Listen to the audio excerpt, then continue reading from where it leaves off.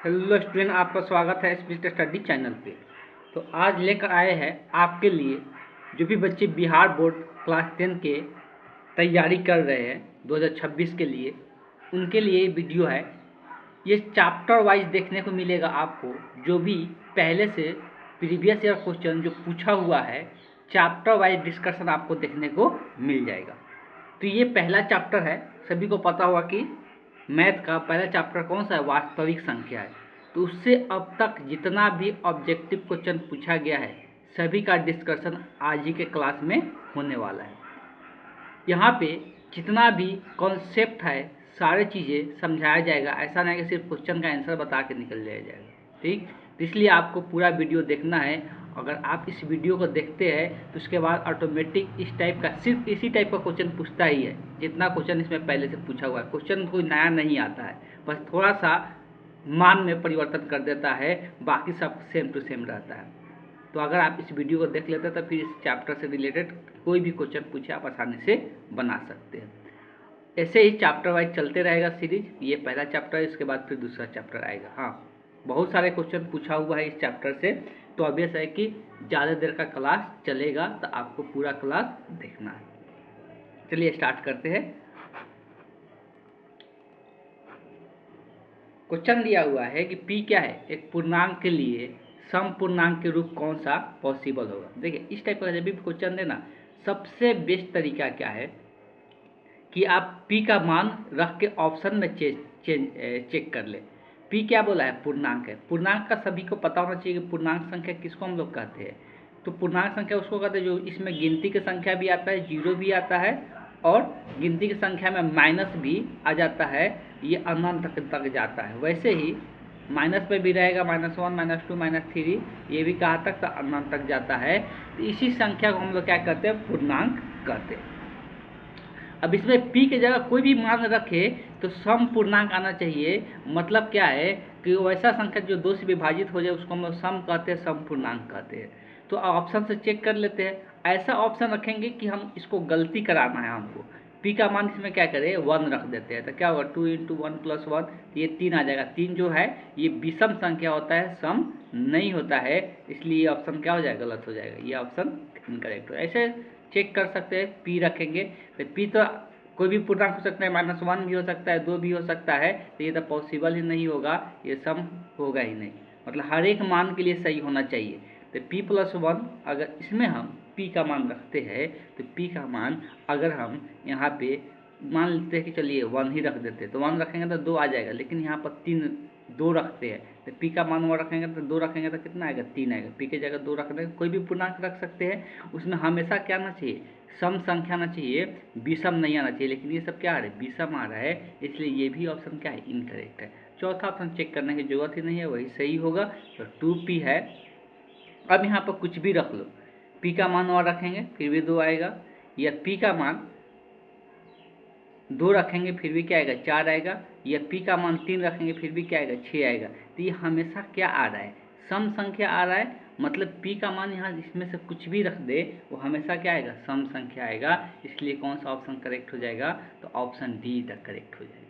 तो इस तरह से ऑप्शन से चेक कर ले, सबसे बेटर तरीका है। ऐसे ऑप्शन से नहीं चेक करना चाहते तो और भी तरीका है, लेकिन ये सबसे आसान तरीका है कि ऑप्शन में चेक कर ले मान रख के। चलिए नेक्स्ट क्वेश्चन देखते हैं। दूसरा आयन में लिखित में कौन सा सबसे छोटी प्राकृतिक संख्या होता है। तो आपको सबसे पहले प्राकृतिक संख्या की जानकारी होना चाहिए। इसको इंग्लिश में हम लोग क्या कहते हैं, नेचुरल नंबर कहते हैं। तो प्राकृतिक संख्या गिनती की संख्या को कहते हैं 1, 2, 3, 4, 5, यही कहाँ तक जाता है, अनंत तक जाता है। तो इसी को हम लोग क्या कहते हैं, प्राकृतिक संख्या कहते हैं। तो सबसे छोटी प्राकृतिक संख्या पूछा है तो देख सकते हैं सबसे छोटी प्राकृतिक संख्या क्या है, 1 है। इसलिए इस क्वेश्चन का जो करेक्ट ऑप्शन होगा, option see the correct option हो जाएगा। बस प्राकृतिक संख्या का इसमें ज्ञान होना चाहिए था और कुछ भी नहीं चाहिए था। आगे है, बोला कि √12 परिमेकरण गुणांक क्या है। √12 का परिमेकरण गुणांक क्या है। कहने का मतलब परिमेकरण गुणांक का मतलब क्या है, पहले वो समझे। तो इसमें ऐसा किस संख्या से गुना करे कि ये परिमेय संख्या बन जाए, उसी को हम लोग क्या कहते हैं, परिमेकरण गुणांक कहते हैं। हमको पता है परिमेय संख्या किसको बोलते हैं, जिसको हम लोग P/Q के रूप में लिखा जा सके। और P और Q कहना चाहिए पूर्णांक होना चाहिए। मतलब इसको पूर्णांक बनना पड़ेगा, किसको, रूट 12 को। तो इसमें क्या कौन सा संख्या से गुना करे कि ये पूर्णांक बन जाए, और जिस संख्या से गुना करेंगे उसी को हम लोग क्या कहेंगे, परिमेयकरण गुणांक कहेंगे। सबसे पहले रूट में जो दिया हुआ है ना, इससे जितना रूट निकलता है बाहर निकाल दो। 12 का गुणनखंड करोगे तो क्या लिख सकते हैं, 2 गुने 2 गुने 3 लिख सकते हैं। अब यहाँ पर 2 बार 2 है तो 1 2 क्या हो जाएगा, बाहर निकल जाएगा, तो रूट के अंदर क्या बचेगा, 3। हमको पता है कि ये रूट 3 को ख़त्म करना है, तभी जाके ये परिमेय संख्या बन सकता है। तो ये रूट 3 में क्या चीज़ से गुना करे कि ये परिमेय संख्या बन जाए, तो ऑब्वियस है इस रूट 3 में अगर हम रूट 3 से गुना कर देते हैं तो ये क्या हो जाएगा, रूट 3 और रूट 3 मिलके 3 बन जाएगा। इसलिए किसी भी दो रूट संख्या मतलब रूट ए गुने अगर रूट ए करते हैं तो हमेशा उसका मान कितना आता है, ए आता है। तो यहाँ से क्या बन जाएगा, ये 3 हो जाएगा, 3 गुना क्या हो गया, 6 हो गया। तो बेसिकली ये आंसर नहीं है, पूछा है कि ये परिमेयकरण गुणांक क्या है, मतलब क्या चीज़ से गुना किए तो ये परिमेय संख्या बन गया, 6 परिमेय संख्या बन गया ना, तो क्या चीज़ से गुना किए, रूट 3 से। तो यही इस क्वेश्चन का क्या हो जाएगा, आंसर हो जाएगा। इसी को हम लोग परिमेयकरण गुणांक कहते हैं, जिससे हम गुना करने पर किस में बदल जाए, परिमेय संख्या में बदल जाए। इसलिए इस क्वेश्चन का जो करेक्ट ऑप्शन होगा, option A is the correct option हो जाएगा। बहुत सिंपल है। आगे दिया हुआ है कि जो यूक्लिड विभाजन एल्गोरिथम हम लोग पढ़ते हैं वो क्या चीज़ ज्ञात करने के लिए पढ़ते हैं। बस बहुत सिंपल क्वेश्चन है कि यूक्लिड विभाजन एल्गोरिथम हम लोग पढ़ते हैं, सबसे पहला चैप्टर में ही पढ़ते, सभी को पता है, वास्तविक संख्या में ही पढ़ते हैं।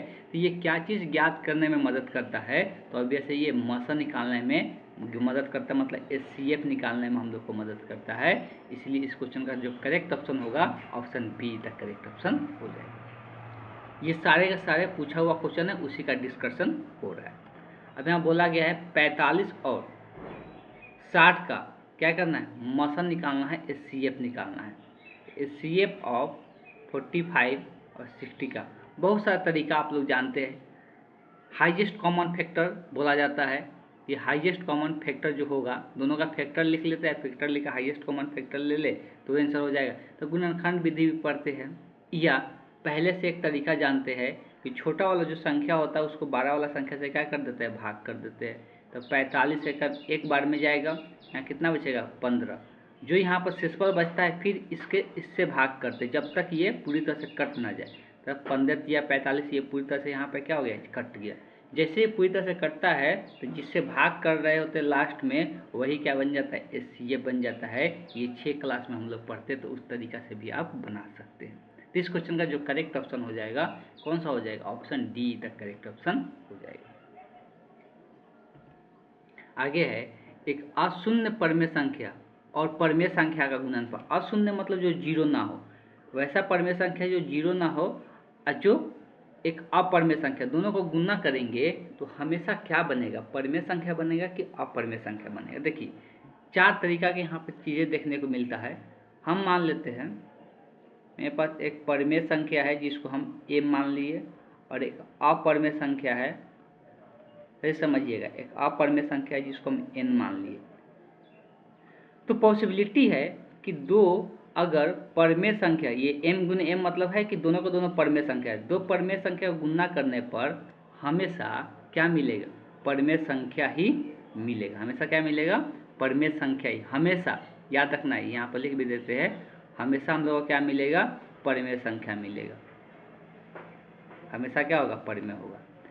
अगर दो अपरिमेय संख्या को गुना करते, यहाँ पे क्या देख रहे हैं, दो अपरिमेय संख्या को गुना करेंगे तो दोनों हो सकता है, परिमेय भी हो सकता है या अपरिमेय भी हो सकता है। ये दूसरा चीज़ याद रखना, जब दो अपरिमेय संख्या को गुना करेंगे तो वो परिमेय भी बन सकता है और अपरिमेय भी बन सकता है। लेकिन जब एक परिमेय संख्या और एक अपरिमेय संख्या को गुना करेंगे तो हमेशा अपरिमेय संख्या रहेगा। वो हमेशा क्या रहेगा, अपरिमेय संख्या। यहाँ पर हमेशा शब्द यूज कर सकते हैं, हमेशा वो अपरिमेय रहेगा। क्लियर है, हमेशा ये अपरिमेय रहेगा जब एक परिमेय और अपरिमेय का गुना करेंगे। इसलिए इस क्वेश्चन का जो करेक्ट ऑप्शन होगा क्या हो जाएगा, option be the correct option हो जाएगा। तो ये चलते हैं, नेक्स्ट क्वेश्चन देखते हैं। आगे देखिए फिर से एक बार फिर से उसी टाइप का क्वेश्चन देखने को मिल रहा है। पी धनात्मक है तो सम पूर्णांक के रूप में कौन होगा। तो वो सेम ही टाइप का क्वेश्चन ये रिपीट किया हुआ है, 2022 में फिर जाकर पूछा हुआ है। तो इस क्वेश्चन का डायरेक्ट आंसर बता सकते हैं कौन सा, ऑप्शन बी अभी हम लोग तुरंत देखे थे। चलिए चलते हैं, नेक्स्ट क्वेश्चन देखते हैं। यहाँ पे थोड़ा सा क्वेश्चन में चेंजिंग किया है, ये 2 बार रिपीट हो चुका है क्वेश्चन, ध्यान दीजिएगा 22 में भी और 24 में भी ये पूछा गया है। किसी धनात्मक पूर्णांक q के लिए धनात्मक विषम पूर्णांक पूछा है, सम पूर्णांक नहीं पूछा है, क्या पूछा है, विषम पूर्णांक पूछा है। देखिए 2 तरीका होता है, एक तो विषम पूर्णांक और सम पूर्णांक में क्या अंतर होता है उसको थोड़ा सा हम समझा देते हैं। कभी भी अगर q पूर्णांक है, कभी भी अगर q पूर्णांक है तो उसको 2q जो होता है उसको हम लोग क्या बोलते हैं, सम बोलते हैं। 2q + 1 के रूप में जब लिखते हैं उसको हम लोग क्या कहते हैं, विषम कहते हैं। उसको हम लोग क्या कहते हैं, ये विषम हमेशा आता है। तो यहाँ पर 2 मतलब उसका जो q चर है यहाँ पर उसका गुणांक क्या होना चाहिए, 2 होना चाहिए। देखिए 6q लिखा हुआ है तो इसको 2 गुणांक के रूप में लिख सकते हैं, 2 × 3q लिख सकते हैं। तो इसका 2 गुणांक बन गया, इसमें कोई भी प्लस में नहीं है, तो ये क्या होगा, तो ये सम हो जाएगा। ध्यान से देखिएगा, इसमें से देखिए 2 कॉमन हो जाएगा और 2 कॉमन के बाद 3q + 1 गुना में है, 3q + 1 अगर गुना में है, गुना का गुणांक अगर 2 बन जा रहा है तो ये भी क्या हो गया, सम हो गया। यहाँ पर देखिए, यहाँ पे 2 कॉमन होगा क्या, नहीं होगा, सिर्फ इसको लिख सकते हैं 2 × 3q, 2 × 3q मतलब इस फॉर्म में लिख सकते हैं 2 × 3q + 1, मतलब यहाँ पर q की जगह क्या है, 3q है और प्लस में 1 है, तो ये क्या है, विषम हो गया। ऐसे भी बता सकते हैं, लेकिन यहाँ पर देखिए 2 कॉमन कर लेंगे, तो 2 कॉमन करेंगे तो क्या बचेगा, यहाँ पर 3q + 2 बच जाएगा। तो यहाँ पर देखिए इस रूप में आ गया, यहाँ पर q की जगह क्या है, 3q + 2 है, तो इस रूप में आ गया, तो ये क्या बन गया, सम बन गया। तो ऐसे भी बता सकते हैं। इस क्वेश्चन का जो करेक्ट ऑप्शन होगा, option see the correct option हो जाएगा। चलिए देखते हैं नेक्स्ट क्वेश्चन। आगे बहुत सिंपल सा क्वेश्चन है कि ए एल्गोरिथम वाला जो फार्मूला आप लोग जानते हैं, एल्गोरिथम का जो फार्मूला यहाँ पे दिया हुआ है, a = bq + r। इसमें a का मान, q का मान, r का मान दिया है, तो b का मान निकाल लेना है। तो कुछ करना ही नहीं है, a की जगह 72 दिया, a की जगह 72 रख दिए, b का मान निकालना है, q का मान दिया हुआ है कितना है, तो 8 है, और r का मान क्या है, 0 है। यहाँ से 72 हो गया, यहाँ पर 8 में 20 से गुना होगा 8b, और यहाँ पर 0 जुड़ेगा तो 0 का कोई मतलब नहीं रहता है जोड़ने का। b का मान निकालना है, 8 इधर गुना में होता है b के साथ, इधर आएगा तो भाग में। यहाँ से क्या हो जाएगा, 8 से 72 कटेगा, 9 72, तो b का मान कितना निकल के आ गया, 9। इस तरह से निकाल सकते डायरेक्ट मान रख के। तो इसमें क्वेश्चन का जो करेक्ट ऑप्शन हो जाएगा, option A the correct option हो जाएगा। अगला क्वेश्चन है, यदि भाग्य एल्गोरिथम, फिर से वही टाइप का क्वेश्चन है, सेम पैटर्न है। a = bq + r है, यहाँ पर b का मान दिया हुआ है और a का मान ज्ञात करना है। थोड़ा सा अंतर किया है कि यहाँ पर b का मान कितना दे दिया, तो b का मान 61 की दिया है, और q का मान कितना है, 27 है, और प्लस में r का मान कितना है, 32 है। तब इसको गुना कर लेना है, तो कहीं रफली गुना कर ले कि 61 में 27 से गुना करेंगे कितना हो जाएगा, 7, ये है ना, 7 7 × 42, 2 14 के 12, तो 7 4 6, ये गुना करके कितना आ जा रहा है, 1647, आप प्लस इसमें क्या कर देना है, 32 जोड़ देना है। तो जोड़ेंगे तो कितना हो जाएगा, 7 2 9, 4 3 7 और 6 1। तो अब ऑप्शन मैच कर ले, कौन सा ऑप्शन मैच कर रहा है, तो ऑप्शन ए के साथ जा रहा है, तो ऑप्शन ए इधर करेक्ट ऑप्शन हो जाएगा। ये भी 2024 में पूछा हुआ है, देख सकते हैं, सिर्फ मान में परिवर्तन करके क्वेश्चन एक और उसी टाइप का पूछ लिया। फिर उसी टाइप का क्वेश्चन है, ये आपका लिए होमवर्क रहेगा, आप खुद बना लीजिएगा, बना के कमेंट बॉक्स में आंसर बता दीजिएगा कैसे बनाए हैं प्रोसेस को। यहाँ पर a + bq + r है, b का मान दिया है, q का मान दिया है, r का मान दिया है, तो a का मान निकालना है। ये भी 2024 का पूछा हुआ क्वेश्चन है। चलिए अब आते हैं इस क्वेश्चन को, आप थोड़ा ध्यान से पढ़ लीजिएगा क्वेश्चन में क्या बोला है, तब जाके ज़्यादा समझ में आएगा। देखिए है क्या, एक वृत्ताकार पथ है जिस पर लोग चलते हैं या दौड़ते हैं, बोल सकते हैं, एक वृत्ताकार पथ बना लेते हैं, ठीक है। इस पर 3 लोग एक साथ एक बिंदु से चलना शुरू किए, 3 लोग, कितना, 3 लोग एक बिंदु से चलना शुरू किए। तो पूछ रहा है एक को चलने में, एक को कितना समय लगता है, 1 घंटा लगता है, दूसरे को कितना लग रहा है, 3 घंटा लग रहा है, तीसरे को कितना लग रहा है, 5 घंटा लग रहा है। तो ये अलग अलग समय लगा रहा है इसको एक चक्कर लगाने में। अब बोल रहा है कि ये कितने देर के बाद वापस मिलेगा, ये कितने देर के बाद वापस ये लोग मिलेगा, ये बताना है।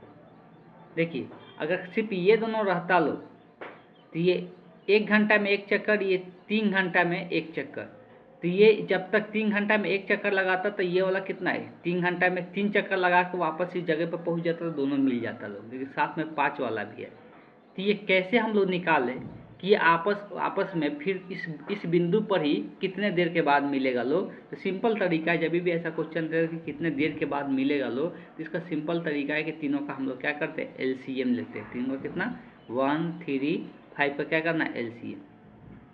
अब इस टाइप का एलसीएम निकालने के लिए इसे सॉल्व करने की जरूरत है। देख रहा है किसी संख्या से नहीं कटेगा, तीनों का क्या हो जाएगा, गुणनफल ही एलसीएम हो जाएगा। तो 5 3 15, 15 में 1 से गुना होगा तो 1 ही रह जाएगा। तो कितने घंटे बाद तीनों मिलेंगे, तो 15 घंटे बाद तीनों मिलेंगे। सिंपल क्लियर है। इस टाइप का क्वेश्चन पूछा जाता है, जब ये पूछेगा तो तीनों का क्या कर देना है, एलसीएम निकाल लेना है।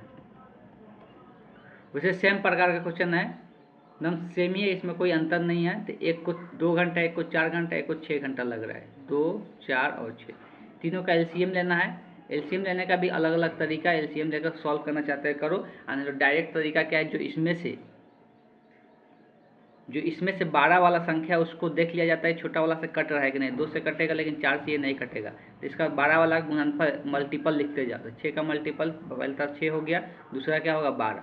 अब इसको चेक कर लो, ये 6, ये क्या है, 4 से भी कटेगा, 2 से भी कटेगा, तो यही इसका क्या हो जाएगा, एलसीएम हो जाएगा। जो इसका मल्टीपल, जो पहला मल्टीपल होगा, जो दोनों जो बच जा रहा है 2 छोटा वाला संख्या, उससे अगर कट जाए तो वही क्या हो जाता है, एलसीएम हो जाता है। आप नॉर्मल तरीका से भी निकाल सकते हैं। इस क्वेश्चन का जो करेक्ट ऑप्शन हो जाएगा, कितना हो जाएगा, सी हो जाएगा। 12 घंटे बाद वापस ये तीनों फिर एक ही स्थान पर मिलेंगे। बोला है सबसे छोटी पूर्ण वर्ग संख्या जो 16, 20 और 24 से भाज्य हो। देखिए पूर्ण वर्ग संख्या का मतलब होता है जिस संख्या का वर्गमूल निकलता है, जिस संख्या का वर्गमूल होता है उसको हम लोग क्या कहते हैं, पूर्ण वर्ग संख्या कहते हैं। जिस संख्या का वर्गमूल, जैसे 1 का वर्गमूल 1 होगा तो ये पूर्ण वर्ग संख्या होगा, 4 का वर्गमूल 2 होगा तो ये पूर्ण वर्ग, 9 का वर्गमूल 3 होगा। तो जिस संख्या का वर्गमूल पॉसिबल होता है वो क्या होता है, पूर्ण वर्ग संख्या होता है। तो ये सबके सब क्या है, पूर्ण वर्ग संख्या। क्लियर है। तो ये सबके सब पूर्ण वर्ग संख्या, ऐसे बहुत सारे संख्या लिख सकते हैं। इसको इसके बीच में और कोई पूर्ण वर्ग संख्या नहीं होता है, इसलिए और सबका रूट नहीं निकलता है। तो ये सबका रूट निकलता है, तो ये क्या है, पूर्ण वर्ग संख्या हो गई। अब बोला है कि ये तो सबसे पहले ये भी ध्यान देना है कि ये सबसे क्या हो, विभाजित हो और क्या हो, पूर्ण वर्ग संख्या भी हो। पूर्ण वर्ग संख्या बताने का देखिए, जब भी जिस संख्या के अंत में 1 0 रहेगा तो कभी भी पूर्ण वर्ग संख्या नहीं होगा, उसका वर्गमूल तब कभी भी नहीं निकल सकता। ये बेसिक तरीका, हमेशा जोड़ा में रहना चाहिए। मतलब या तो 2 0 रहे या 4 0 रहे अंत में, या 6 0 रहे, तो जोड़ा में रहेगा 0, तभी जाके वो क्या होगा, उसका वर्गमूल पॉसिबल होगा, अदरवाइज वर्गमूल पॉसिबल। तो ये तो जोड़ा में नहीं है, तो ये पहले ही ऑप्शन छट गया। अब देखो वर्गमूल देखने का तरीका क्या है, तो अंत का जो 2 0 है ना, उसको पहले हटा के चलो। तो ये 2 0 का अगर हट गया तो क्या बच रहा है, 16। 16 का वर्गमूल निकलता है, इसलिए ये पॉसिबिलिटी में है कि ये ऑप्शन हो सकता है। यहाँ 2 0 अगर छोड़ दे तो 2 0 से 1 0 आता है बाहर रूट, और यहाँ पर 24 है, 24 का वर्गमूल होता है, नहीं होता है, तो ये पूर्ण वर्ग संख्या नहीं है। यहाँ पर देख सकते हो 2 0 का वर्गमूल, तो 1 0 हो जाएगा, 36 का 6 होता है, तो इसका पॉसिबल होता है। मतलब ये ऑप्शन बी या ऑप्शन डी हो सकता है इस क्वेश्चन का। अब देख ले कि कौन सा संख्या से ये तीनों से ये वाला विभाजित हो रहा है कि नहीं। तो देखिए ये 16 से विभाजित होगा, दिख रहा है, 20 से भी विभाजित होगा, इसलिए 1600 को 20 से भाग करेंगे तो 1 0 से 1 0 कट जाएगा, 2 से ये कट जाएगा 80 बार में। लेकिन 1600 को अगर 24 से भाग करने की कोशिश करेंगे तो नहीं कटेगा। 4 से ये कटेगा, पहले 4 चौका 16, 4 से ये 6 बार में, अभी फिर 2 से कटेगा 3 मरतबे, फिर 2 से कटेगा 200 मरतबे। क्या देखने को मिला, 200/3 आ जाएगा, ये 3 से अब कटेगा नहीं, तो ये विभाजित नहीं हो रहा है 24 से, इसलिए अब ये भी ऑप्शन क्या हो गया, छट गया। तो बस एक ही ऑप्शन बचा, कौन सा, ऑप्शन डी। तो इस तरह से ऑप्शन एलिमिनेट करके बना सकते हैं। और तरीका क्या है इसका, तो और तरीका ये है कि ये तीनों का एलसीएम ले ले, ठीक है, तीनों का क्या करें, एलसीएम ले ले, और वो जो संख्या मिलता है वो क्या होता है, वो जो संख्या मिलता है वो तीनों से क्या होता है, विभाजित होता है। ये तो पता ही होगा, यहाँ पर थोड़ा सा लिए ध्यान दे, समझ में आ जाएगा।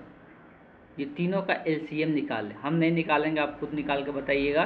तो ये तीनों का जो एलसीएम निकलेगा, तीनों का जो एलसीएम निकलेगा ये 240 होगा। अब एलसीएम निकालते ही ये ऑप्शन टिक नहीं कर देना, साथ साथ बोला है कि चलो ठीक है, ये तो विभाजित इससे हो रहा है तीनों से, लेकिन ये पूर्ण वर्ग भी होना चाहिए। तो इसको पूर्ण वर्ग बनाने के लिए कि अब देखो, कभी भी अगर ये तीनों संख्या से विभाजित है, ये क्या है 16 से भी विभाजित है, ये 20 से भी क्या है विभाजित है, और ये 24 से भी क्या है विभाजित है। ठीक है, एलसीएम निकला था तीनों से विभाजित है। अगर इस संख्या में किसी भी संख्या से गुणा कर दे, 3 से गुणा कर दे, 4 से गुणा कर दे या 5 से गुणा कर दे, फिर भी ये सब संख्या से क्या रहेगा विभाजित ही रहेगा। संख्या में किसी संख्या से गुणा करने से तो कोई अंतर आता नहीं है। तो अब इसको हमको क्या करना है, पूर्ण वर्ग बनाना है। अब पूर्ण वर्ग बनाने के लिए किस संख्या से गुणा करेंगे तो ये पूर्ण वर्ग बन जाएगा। तो ये कैसे पता चलेगा, सबसे छोटा बोला है। ठीक है, तो 240 इसका सबसे पहले गुणनखंड करो तो क्या हो जाएगा, ये 120, फिर 2 से कटेगा 60, फिर 2 से कटेगा 30, फिर 2 से कटेगा 15, और फिर 3 से कटेगा 5 मरतबा। अब देखो, अगर इसका गुणनखंड यहाँ पे हम दिखाते हैं 2 गुने 2 गुने 2 गुने 2, 4 को 2 है, उसके बाद 3 गुने 5। अब देखो ये तो जोड़ा में है, इसका वर्गमूल निकलेगा, इसका भी वर्गमूल निकलेगा। किसका वर्गमूल नहीं निकल पाएगा, 3 और 5 का। लेकिन हमको इसका वर्गमूल निकालना है, तभी जाके ये पूर्ण वर्ग संख्या बनेगा। तो अगर इसमें 3 है, एक और 3 से गुणा कर दे और एक और 5 से गुणा कर दे, तो ये क्या बन जाएगा, पूर्ण वर्ग बन जाएगा, इसका वर्गमूल निकल जाएगा। तो 3 और 5 से इसमें क्या करना पड़ेगा, गुणा करना पड़ेगा। तो कितना आया है, 240 आया है। तो इसमें क्या करना है, 3 और 5 से गुणा कर देना है। तो कितना, 5 3 15 था, 15 में गुणा करेंगे, 15 चौका 60, 6 बचेगा, 15 30 6 36, एक जीरो पहले से था तो यहाँ पर दिख रहा है 3600 आ गया। तो यही इस क्वेश्चन का आंसर हो गया। तो ये दूसरा तरीका है, नहीं तो शॉर्टकट तरीका यही है कि ऑप्शन से जाए, ऑप्शन से तुरंत बन जाएगा। चलिए देखते हैं नेक्स्ट क्वेश्चन। अब ये भी 2018 में पूछा हुआ क्वेश्चन है। जो भी 2018 का क्वेश्चन है ना, बहुत डिफिकल्ट क्वेश्चन पूछा गया है, इस बात को ध्यान में रखना है। उस टाइप का क्वेश्चन नहीं पूछा जाता है, लेकिन एक बार पूछ लिया गया था। तब यहाँ पे आ जाते हैं, जैसे क्वेश्चन में बोला गया है वैसे ही करेंगे। सबसे पहले बोला है कि लघुत्तम समापवर्तक जो है ना, महत्तम का 14 गुना है, मतलब एलसीएम। लघुत्तम समापवर्तक किसको बोलते हैं, एलसीएम। तो एलसीएम जो है 14 गुना है किसके, एचसीएफ के। क्लियर है। अब बोला है कि लसा और मसा का जोड़ मतलब योग, मतलब एलसीएम प्लस एचसीएफ का योग जो है कितना है, 600 है। पहले ये दो समीकरण दिख रहा है, इसका यूज करते हुए एलसीएम और एचसीएफ हम क्या करते हैं, निकाल लेते हैं। एलसीएम का मान समीकरण यहाँ पर दिख रहा है इसमें कि 14 एचसीएफ के बराबर है। तो यहाँ पर एलसीएम की जगह क्या लिख लेते हैं, 14 एचसीएफ लिख लेते हैं। अब प्लस में एचसीएफ हो जाएगा बराबर 600। 14 अब प्लस एगो जुड़ के कितना हो जाएगा, 15 एचसीएफ हो जाएगा बराबर 600। बेसिकली हमको एचसीएफ का मान निकालना है, तो 15 इधर क्या है गुना में, इधर जाएगा तो भाग में। तो ये 15 से भाग लग जाएगा, तो 15 चौका 60, तो 40 निकल के आ गया। एचसीएफ कितना हो गया इस क्वेश्चन का, तो 40 हो गया। अब एलसीएम निकालने के लिए एचसीएफ का मान यहाँ पे रख देते हैं। तो यहाँ से क्या निकल के आ जाएगा, एलसीएम। एलसीएम बराबर कितना हो जाएगा, 14 गुने एचसीएफ। एचसीएफ कितना है, 40 है। गुना कर सकते हैं, 14 चौका 56 होता है, जीरो, तो 560 एलसीएम निकल के आ गया। दोनों चीज़ निकल के आ गया। अब बोला क्या है बेसिकली कि यदि एक संख्या, दो संख्या का ये एलसीएम का बात हो रहा था, तो एक संख्या इसमें से दिया हुआ है तो दूसरा संख्या निकालना है। तो एक फार्मूला पढ़ते हैं, क्या फार्मूला पढ़ते हैं कि एलसीएम गुने एचसीएफ बराबर होता है दोनों संख्या के गुणनफल के। यही फार्मूला पढ़ते हैं ना। तो अब इसमें हम एलसीएम भी पता है कितना है, 560, एचसीएफ भी पता है 40, इसमें से एक संख्या पता है कितना है, 280, और दूसरा संख्या निकाल लेना है। 280 इधर गुना में, इधर आएगा तो भाग में, तो भाग में लेके आ जाते हैं। यहाँ पर आ गया 280, एक जीरो से एक जीरो पहले हटा दो, ये 4 से काट दो, 28 कितना 7 मरतबे, और 7 से ये कटेगा 7 8 56, तो 80 आ गया। बी का मान यहाँ से क्या निकल के आ गया, 80। बहुत सिंपल था। तो इस तरह से, लेकिन यहाँ पे कैलकुलेटिव क्वेश्चन दे दिया है। ऑब्जेक्टिव क्वेश्चन में बेसिकली हम लोग बात करते हैं तो 10th क्लास के बोर्ड एग्जाम में मैथ इतना डिफिकल्ट, इतना कैलकुलेटिव क्वेश्चन नहीं देता है। तो इस क्वेश्चन का जो करेक्ट ऑप्शन हो गया, option be the correct option हो गया।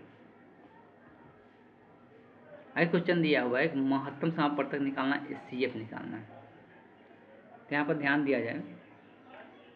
अगर पहला दिया हुआ है 6x के पावर 4y, दूसरा दिया हुआ है 12xy, सबसे पहले यहाँ पर तो ये xy के रूप में दिया हुआ है, तो यहाँ पर इसको गुणनखंड के रूप में लिख लो, 2 गुने 3 लिख ले इंटू x के पावर 4 इंटू वाई। 12 को लिख सकते हैं 2 के पावर 2, 2 दूना के 4, 4 3 12 इंटू एक्स है। देखिए अब जो यहाँ 10th क्लास में HCF निकालने का तरीका पढ़े है, आप थोड़ा सा ध्यान दीजिएगा। क्या तरीका पढ़े है कि इसमें जो भी कॉमन होता है सिर्फ उसी को लिया जाता है। दोनों में जो कॉमन होता है हम लोग उसको लिखते हैं। तो दोनों में कॉमन यहाँ पे क्या दिख रहा है, 2 दिख रहा है, 3 भी दोनों में कॉमन दिख रहा है, x भी दोनों में कॉमन दिख रहा है, और सबको गुना में लिखते जाते हैं y। अब यहाँ पर दोनों में से जो न्यूनतम पावर होता है उसको लेते हैं। 2 के पावर यहाँ पे 1 है, 2 के पावर यहाँ पर 2 है, तो एक ही लिया जाएगा 2 के पावर 1। यहाँ पर 3 का दोनों का सेम ही पावर है, तो 3 हो गया। x के पावर यहाँ पर 4 है, यहाँ पर x के पावर 1 है, तो यहाँ x के पावर 1 वाला ही न्यूनतम पावर वाला लिया जाएगा। पहले तो कॉमन जो होगा उसी को लिखना है गुना में, और न्यूनतम पावर वाला को लेना है। यहाँ पर दोनों का y का पावर सेम है, तो कोई अंतर नहीं आएगा। तो ये कितना आ गया, 3 दूना का 6xy आ गया। तो ये हो गया हम लोग का क्या, HCF। इस क्वेश्चन का जो करेक्ट ऑप्शन दिखेगा कौन सा है, option D the correct option हो जाएगा। क्लियर है? चलिए चलते हैं नेक्स्ट क्वेश्चन देखते हैं। बहुत सिंपल क्वेश्चन पूछा है। यहाँ पे बोला है कि √10 और √15 का।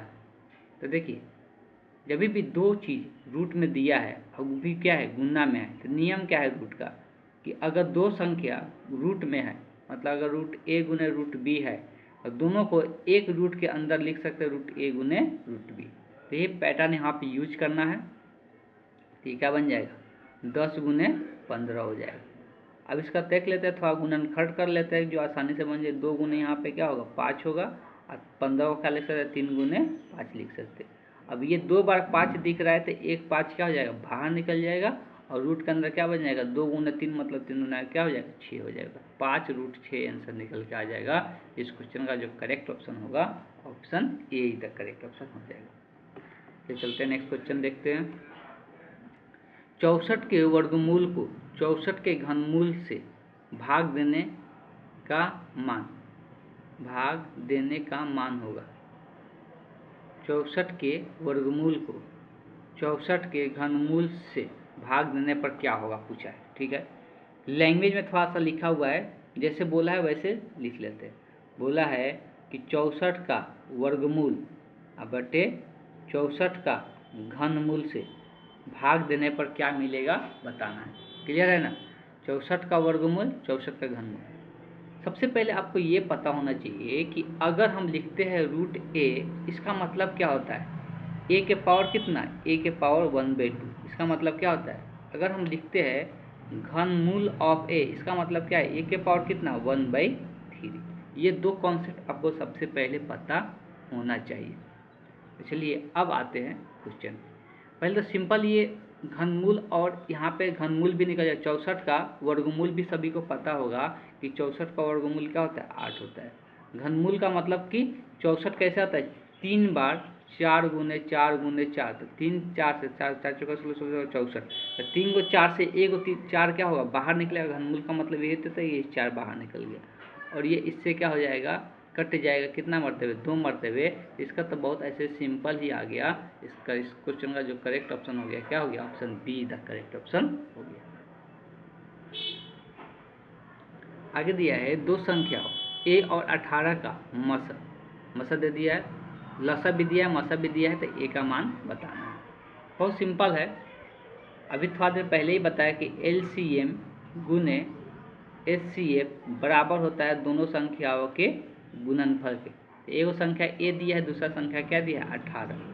अब यहाँ पे LCM भी दिया हुआ है, कितना है, 36 है, और HCF भी दिया हुआ है 2 है, और a गुने इधर क्या हो गया, 18। हमको a का मान निकालना है।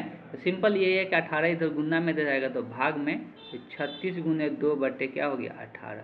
ये 18 से 36 2 मरतबे कटेगा, तो यहाँ से a का मान कितना निकल के आएगा, 2 दूना के 4 हो गया। बहुत सिंपल क्वेश्चन दिया था, बस ये फार्मूला आपको ध्यान में होना चाहिए। इस क्वेश्चन का जो करेक्ट ऑप्शन हो जाएगा, option see the correct option हो जाएगा। अब आते हैं 15, 5, 15 और 20 का मस और लसा का दोनों का अनुपात चाहिए। दोनों का क्या चाहिए? अनुपात चाहिए।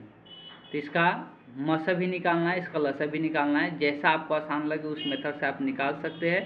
अगर मस निकालना चाहते हैं, एलसीएम बोला है, दोनों का अनुपात एलसीएम 5, 15 और 20 डिवाइडेड बाई एचसीएफ 5, 15 और 20। एलसीएम निकालने का भी थोड़ा बेस्ट तरीका बताए कि ये दोनों छोटा वाला संख्या देखो 20 को विभाजित करेगा तो 5 से तो विभाजित हो जाएगा, लेकिन 15 से नहीं होगा। तो इससे 12 इसका मल्टीपल लिखते जाओ। 20 का मल्टीपल और क्या होगा? 40 होगा। तो 40 को देखेंगे तो 5 से विभाजित होगा, 15 से नहीं होगा। और मल्टीपल क्या होगा? 20, 40 और 60 होगा। तो क्या होगा? 60 से ये 15 से भी विभाजित होगा और 5 से भी विभाजित होगा। तो इसका एलसीएम क्या निकल के आ गया? 60। सबसे छोटा वाला मल्टीपल जो बचा हुआ दो संख्या से विभाजित हो गया तो वही उसका एलसीएम हो जाता है। एचसीएफ होता है सबसे हाईएस्ट कॉमन फैक्टर होता है। तो सबको यहाँ पर दिख रहा है कि सबसे इसमें हाईएस्ट कॉमन फैक्टर क्या होगा? 5 के अलावा और कुछ कॉमन होगा क्या? इसमें 5 है, 15 है, 20 है, तो इसमें 5 ही एक्स्ट्रा कॉमन हो सकता है, इसके ज़्यादा तब कॉमन होगा नहीं। तो एचसीएफ क्या हो जाएगा? 5 हो जाएगा। अगर आपको ऐसे नहीं आता है तो भाग से निकाल ले। यहाँ भाग कर दे, 5 से भाग करेंगे, 5 या 15 कट गया। तो यहाँ से फिर जो बचता है फिर दूसरा वाला को इसी से भाग लगाते हैं। जो यहाँ से जिससे भाग लगाते ये कट गया तो 5 को फिर इसको भाग लगाते तो ये भी कट जाएगा 4 बार में। तो सब कट गया तो यही क्या हो जाएगा? यही एचसीएफ हो जाता है। यहाँ से आगे तो इसको काट दो, 12 पच्चे 60। इस क्वेश्चन का अनुपात बोला है तो 12 पच्चे 60 तो 12 है, तो नीचे में 1 लिख सकते हैं, तो 12 अनुपात तो 1 हो जाएगा। इस क्वेश्चन का जो करेक्ट ऑप्शन होगा option D the correct option हो जाएगा। बस क्वेश्चन को थोड़ा सा घुमा फिरा के पूछ लेता है, बाकी और कुछ नहीं रहता है। बात की जाए सबसे छोटी अभाज्य और सबसे छोटी भाज्य संख्या का गुणनफल क्या होगा? क्वेश्चन तो पूछा है। अच्छा, अभाज्य संख्या और भाज्य संख्या ये दोनों के बारे में आपको जरूर जानकारी होना चाहिए, तभी जाके आप क्वेश्चन इस टाइप का क्वेश्चन बहुत आसानी से बना सकते हैं। सबसे पहले अभाज्य संख्या किसको कहते हैं? अभाज्य संख्या, अभाज्य संख्या उसको कहते हैं जिसका सिर्फ 2 ही गुणनखंड होता है, केवल 2 गुणनखंड होता है, उसको हम अभाज्य संख्या कहते हैं। उसको हम लोग क्या कहते हैं? अभाज्य संख्या कहते हैं। जिसको 2 से ज़्यादा गुणनखंड होता है उसको हम लोग क्या कहते हैं? भाज्य संख्या कहते हैं। जिसका 2 से ज़्यादा गुणनखंड होता है उसको हम लोग क्या कहते हैं? भाज्य संख्या कहते हैं। ये दोनों के बारे में डिफिनीशन हो जाता है। जैसे कि 1, तो 1 का गुणनखंड सिर्फ एक ही होगा। 2 का गुणनखंड क्या होगा? 2 का गुणनखंड एक भी हो जाएगा। गुणनखंड का मतलब जिससे वो भाग लग जाए। 3 का गुणनखंड 1 और 3 से भाग लगेगा। 4 का गुणनखंड 1 से भी भाग लगेगा, 2 से भी भाग लगेगा, 3 से भी भाग 4 से भी भाग लगेगा। 5 का गुणनखंड 1 और 5 से भाग लगेगा। 6 का गुणनखंड 1 से भी भाग लगेगा, 2 से भी भाग लगेगा, 3 से भी भाग लगेगा, 6 से भी भाग लगेगा। 7 का गुणनखंड 1 से भी भाग लगेगा और 7 से भी भाग लगेगा। तो जिसका केवल 2 गुणनखंड है, इसका 2 गुणनखंड है, इसका 2 गुणनखंड है, इसका 2 गुणनखंड है, इसका 2 गुणनखंड है, तो ये क्या है? अभाज्य संख्या है। कहने का मतलब क्या है कि अभाज्य संख्या क्या शुरू कब से हो रहा है? सबसे छोटा अभाज्य संख्या 2, 3, 5, 7 ऐसे आते जाएगा 11, 13, 17, 19, 23। तो ये सब क्या है? अभाज्य संख्या है जिसका सिर्फ केवल और केवल 2 ही गुणनखंड होता है। अब बात कर लेते हैं भाज्य का। भाज्य संख्या उसको कहते हैं जिसका 2 से अधिक गुणनखंड हो, जिसका 2 से अधिक गुणनखंड हो। तो यहाँ पर ध्यान दे, 2 से अधिक गुणनखंड कहाँ शुरू हो रहा है? 4 से। 4 क्या आएगा? 6 आएगा, 6 के बाद 8 होगा, 8 के बाद 9 होगा। ये सब संख्या का क्या है? 2 से अधिक गुणनखंड है। अब क्वेश्चन में बोला है सबसे छोटा अभाज्य संख्या। भाई कौन है सबसे छोटा अभाज्य संख्या? सबसे छोटा अभाज्य संख्या 2 हो गया। सबसे छोटी भाज्य संख्या, सबसे छोटी भाज्य संख्या क्या हो गया? 4 हो गया। बोला है कि दोनों का गुणनफल क्या हो जाएगा? तो 2 गुने 4 कितना? 8। तो कितना आ गया? आंसर 8 आ गया। बहुत सिंपल है। तो इस क्वेश्चन का जो करेक्ट ऑप्शन हो गया option see the correct option हो गया। तो सिंपल आपको सबसे छोटा अभाज्य संख्या याद रखना है, सबसे छोटा भाज्य संख्या याद रखना है। दोनों का गुणनफल पूछा है तो 2 में 4 से गुणना हो तो 4 दूना के 8 हो जाएगा। एक ऐसा संख्या है न तो भाज्य संख्या है न ही अभाज्य संख्या है, इस बात को ध्यान में रखना है। बात है किसी पूर्णांक m के लिए सम संख्या का रूप क्या होगा। अभी बताए थे कि सम संख्या का रूप क्या होता है, उसमें 2 का मल्टीपल दिखाई देगा और उसमें कोई भी प्लस में 1 या 2 नहीं रहेगा, इसमें 2 का मल्टीपल सिर्फ एक ही में दिखाई दे रहा है, तो इसलिए कौन सा ऑप्शन सही हो जाएगा, option see the correct option हो जाएगा। निम्नलिखित में कौन अभाज्य संख्या है। तभी थोड़ा देर पहले अभाज्य संख्या लिखे भी थे, 15 का तो बहुत सारा गुणनखंड होता है, 1 से भी, 2 से भी, 1 से, 3 से, 5 से, बहुत से कटेगा, लेकिन 23 ऐसा संख्या है कि सिर्फ 1 और 23 से कटेगा और किसी से भी नहीं कटेगा, तो यही इस क्वेश्चन का क्या हो जाएगा, आंसर हो जाएगा। अभी पीछे लिखे ही थे अभाज्य संख्या। फिर से इसी टाइप का क्वेश्चन आ गया, लस और मसा का अनुपात निकालना है। क्या करना है, लस और मसा का अनुपात निकालना है, मतलब एलसीएम ऑफ 2, 10 और 20, ये तीनों का एलसीएम निकालना है। तीनों का जब एलसीएम निकालना है तो क्या हो जाएगा, तो एलसीएम निकालने का तरीका क्या बताए थे अभी, तो जो 12 वाला संख्या रहे ना, ये दोनों छोटा वाला संख्या से देख ले कि कटेगा कि नहीं, ये 2 से भी विभाजित हो जाएगा, 10 से भी विभाजित हो जाएगा, तो यही इसका क्या हो जाता है, एलसीएम हो जाएगा। इसका 20 एलसीएम हो गया। एचसीएफ निकालना है। एचसीएफ का मतलब होता है कि इसमें से हाईएस्ट क्या कॉमन हो सकता है। देखो तीनों में ज़्यादा से ज़्यादा 2 ही कॉमन होगा, डायरेक्ट निकालना सीखे ज़्यादा बेटर है।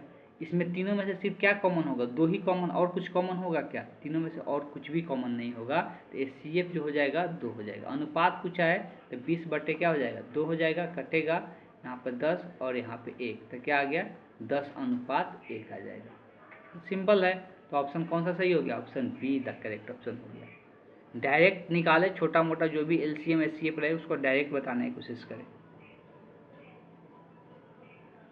शायद क्वेश्चन रिपीट कर गया क्या, हाँ ठीक, सेम ही क्वेश्चन है। चलिए आगे क्वेश्चन दिया है कि यदि 65 और 117 का मसा दिया हुआ है तो m का मान बताना है। इसका मतलब सिंपल है कि इसका मसा पहले निकालना पड़ेगा, ठीक है, मतलब एचसीएफ निकालना पड़ेगा, एचसीएफ। थोड़ा सा ध्यान दें कि इसमें हाईएस्ट हम लोग का कॉमन क्या मिलने वाला है। देखिए ये भी 13 से कटेगा, ये भी 13 से कटेगा, थोड़ा सा गुणनखंड लिख लिया, कॉमन चेक कर ले क्या हाईएस्ट कॉमन मिलेगा। तो ये 13 पचे कितना 65 और 13 नवा 117 होता है। तो देखिए 5 और 9 में तो कुछ कॉमन नहीं दिख रहा है, सिर्फ 13 हाईएस्ट कॉमन इसमें क्या दिख रहा है, 13 दिख रहा है, इसका एचसीएफ कितना हो गया, 13 हो गया। अब बोला है कि ये जो दोनों का मसा है, ये क्वेश्चन में दे दिया है कितना है, 65m - 117 है, मतलब यही जो 65m - 117 दिया हुआ है वो किसके बराबर होगा, 13 के। क्लियर है। अब यहाँ से आ जाए तो यहाँ पर 65m 117 इधर माइनस में, हमको m का मान निकालना है तो सभी को उधर लेके जाना पड़ेगा, तो 117 इधर प्लस में जाएगा। पहले जोड़ लेते हैं, 13 में 117 जुड़ेगा, 100 कितना 30 हो जाएगा। m का मान निकालना है तो इसके साथ ये गुना में होता है, तो हो जाएगा तो भाग में, तो 130 बटे कितना हो जाएगा, 65 हो जाएगा। 65 से ये कटेगा कितना मरतबे, 2 मरतबे, तो m का मान क्या निकल के आ गया, 2 निकल के आ गया। बहुत सिंपल है। इस क्वेश्चन का जो करेक्ट ऑप्शन होगा, option be the correct option हो जाएगा। आगे है कि सबसे छोटी भाज्य संख्या और सबसे छोटी अभाज्य संख्या का मसा कितना होगा। अभी थोड़ा देर पहले ही बात किए थे भाज्य और अभाज्य संख्या, तो अब तो ये याद ही रखना है कि सबसे छोटी भाज्य क्या होता है, 4, और सबसे छोटी, ये हम लिख भी दिए, और नाम ध्यान में रखना है, अभाज्य क्या होता है, 2। बोला है कि दोनों का मसा बताइए, नहीं बोला है ना मसा, तो मसा का मतलब होता है एचसीएफ, हाईएस्ट कॉमन फैक्टर। तो 2 और 4 में क्या कॉमन हो सकता है, सिर्फ 2 ही कॉमन हो सकता है, 2 से एक्स्ट्रा तो कुछ कॉमन नहीं होगा, इसका एचसीएफ क्या हो जाएगा, 2 हो जाएगा। बहुत सिंपल है, बस मेरा मेथड ध्यान में रखिए, निकालने का एचसीएफ एलसीएम बहुत आसानी से आप ज्ञात कर सकते हैं। अब बोले 96 का अभाज्य गुणनखंड क्या होगा। अभाज्य गुणनखंड का मतलब क्या होता है कि जब 96 का गुणनखंड करते हैं तो सिर्फ उसके अभाज्य संख्या से ही भाग करते हैं। सबसे पहले छोटा अभाज्य संख्या से भाग किया जाता है, किससे होगा, 2 से। तो 2 से भाग करेंगे तो ये कितना बार में कटेगा 48 मरतबे, फिर ये 2 से कटेगा कितना 24 मरतबे, फिर ये 2 से कटेगा कितना 12 मरतबे, फिर ये 2 से कटेगा 6 मरतबे, फिर ये 2 से कटेगा 3 मरतबे। अब कोई कटेगा क्या, 3 तो खुदे अभाज्य संख्या है, तो 2 कितना बार आया है गिन ले, तो 2 2 4 1 5, मतलब 2 के पावर कितना लिखा जाएगा 2 के पावर 5 हो जाएगा। और गुने में कितना आ रहा है 3 आ रहा है, तो 2 के पावर 5 1 3 किस में ऑप्शन सी में है। इस क्वेश्चन का जो करेक्ट ऑप्शन होगा option C is the correct option हो जाएगा। चलिए चलते हैं नेक्स्ट क्वेश्चन देखते हैं। 3 संख्या दिया हुआ है, फिर से अनुपात पूछा हुआ है, ये आपके लिए होमवर्क है। बहुत सारा क्वेश्चन इस टाइप का बता दिए, तो ये आपको सॉल्व करना है, ठीक है। CF और LCM निकाल के अनुपात ले लेना है। 5005 के कितने अभाज्य गुणनखंड होंगे, मतलब इसका अभाज्य गुणनखंड कितने होंगे बताना है। सबसे पहले हमको तो यही काम करना पड़ेगा कि 5005 का गुणनखंड करेंगे, वो भी अभाज्य संख्या। देखिए 2 से कटेगा नहीं, तो 2 से वही संख्या कटता है जिसके अंत में क्या होता है 2 4 6 8 0, ठीक। इसमें से कोई नहीं है। 3 से भी नहीं कटेगा, 3 से अंक जोड़ने से पता चलता था। 5 में 5 2 ही अंक है, 5 और 5 5 5 कितना हो जाएगा 10, 10 3 के पहाड़ा में आता है, नहीं आता है, 3 से भी नहीं कटेगा। 5 से कटेगा डायरेक्ट, इसलिए कि 5 ये क्या होता है जिस संख्या के अंत में 0 या 5 होता है वो 5 से कटता है, तो 5 से काट दे, 5 से कटेगा एक बार में 0 0 1। अब ये संख्या 5 से कट गया 7 से, तो 7 से आपको चेक करना पड़ेगा, तो 7 एकम में को 3 बचेगा, 30 7 चौक 28, 7 चौक 28 2 बचेगा, हाँ 7 से ये कटेगा, 7 से काटे, 7 से जब काटेंगे तो 7 एकम एक को यहाँ से 3 बचेगा 30 हो जाएगा, तो 7 चौक 28, फिर 2 बचेगा तो 21 हो जाएगा, 2 और 1 मिला के 21 हो जाएगा, तो 7 3 के 21। अब ये किससे कटेगा, तो देखिए अब ये 7 से तो कटेगा नहीं, 7 के बाद अभाज्य संख्या क्या आता है 11, तो 11 से चेक कर सकते हैं, ये 11 से कटेगा, इसको 11 से काटेंगे तो 11 एकम एक को 3 बचेगा, 11 33।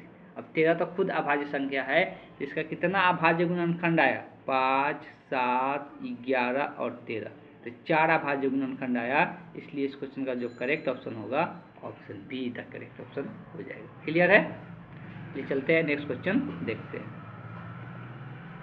2 लगातार संख्याओं का मसा, देखो यहाँ पर भी एक नया का ये 2 बार रिपीट विद किया है।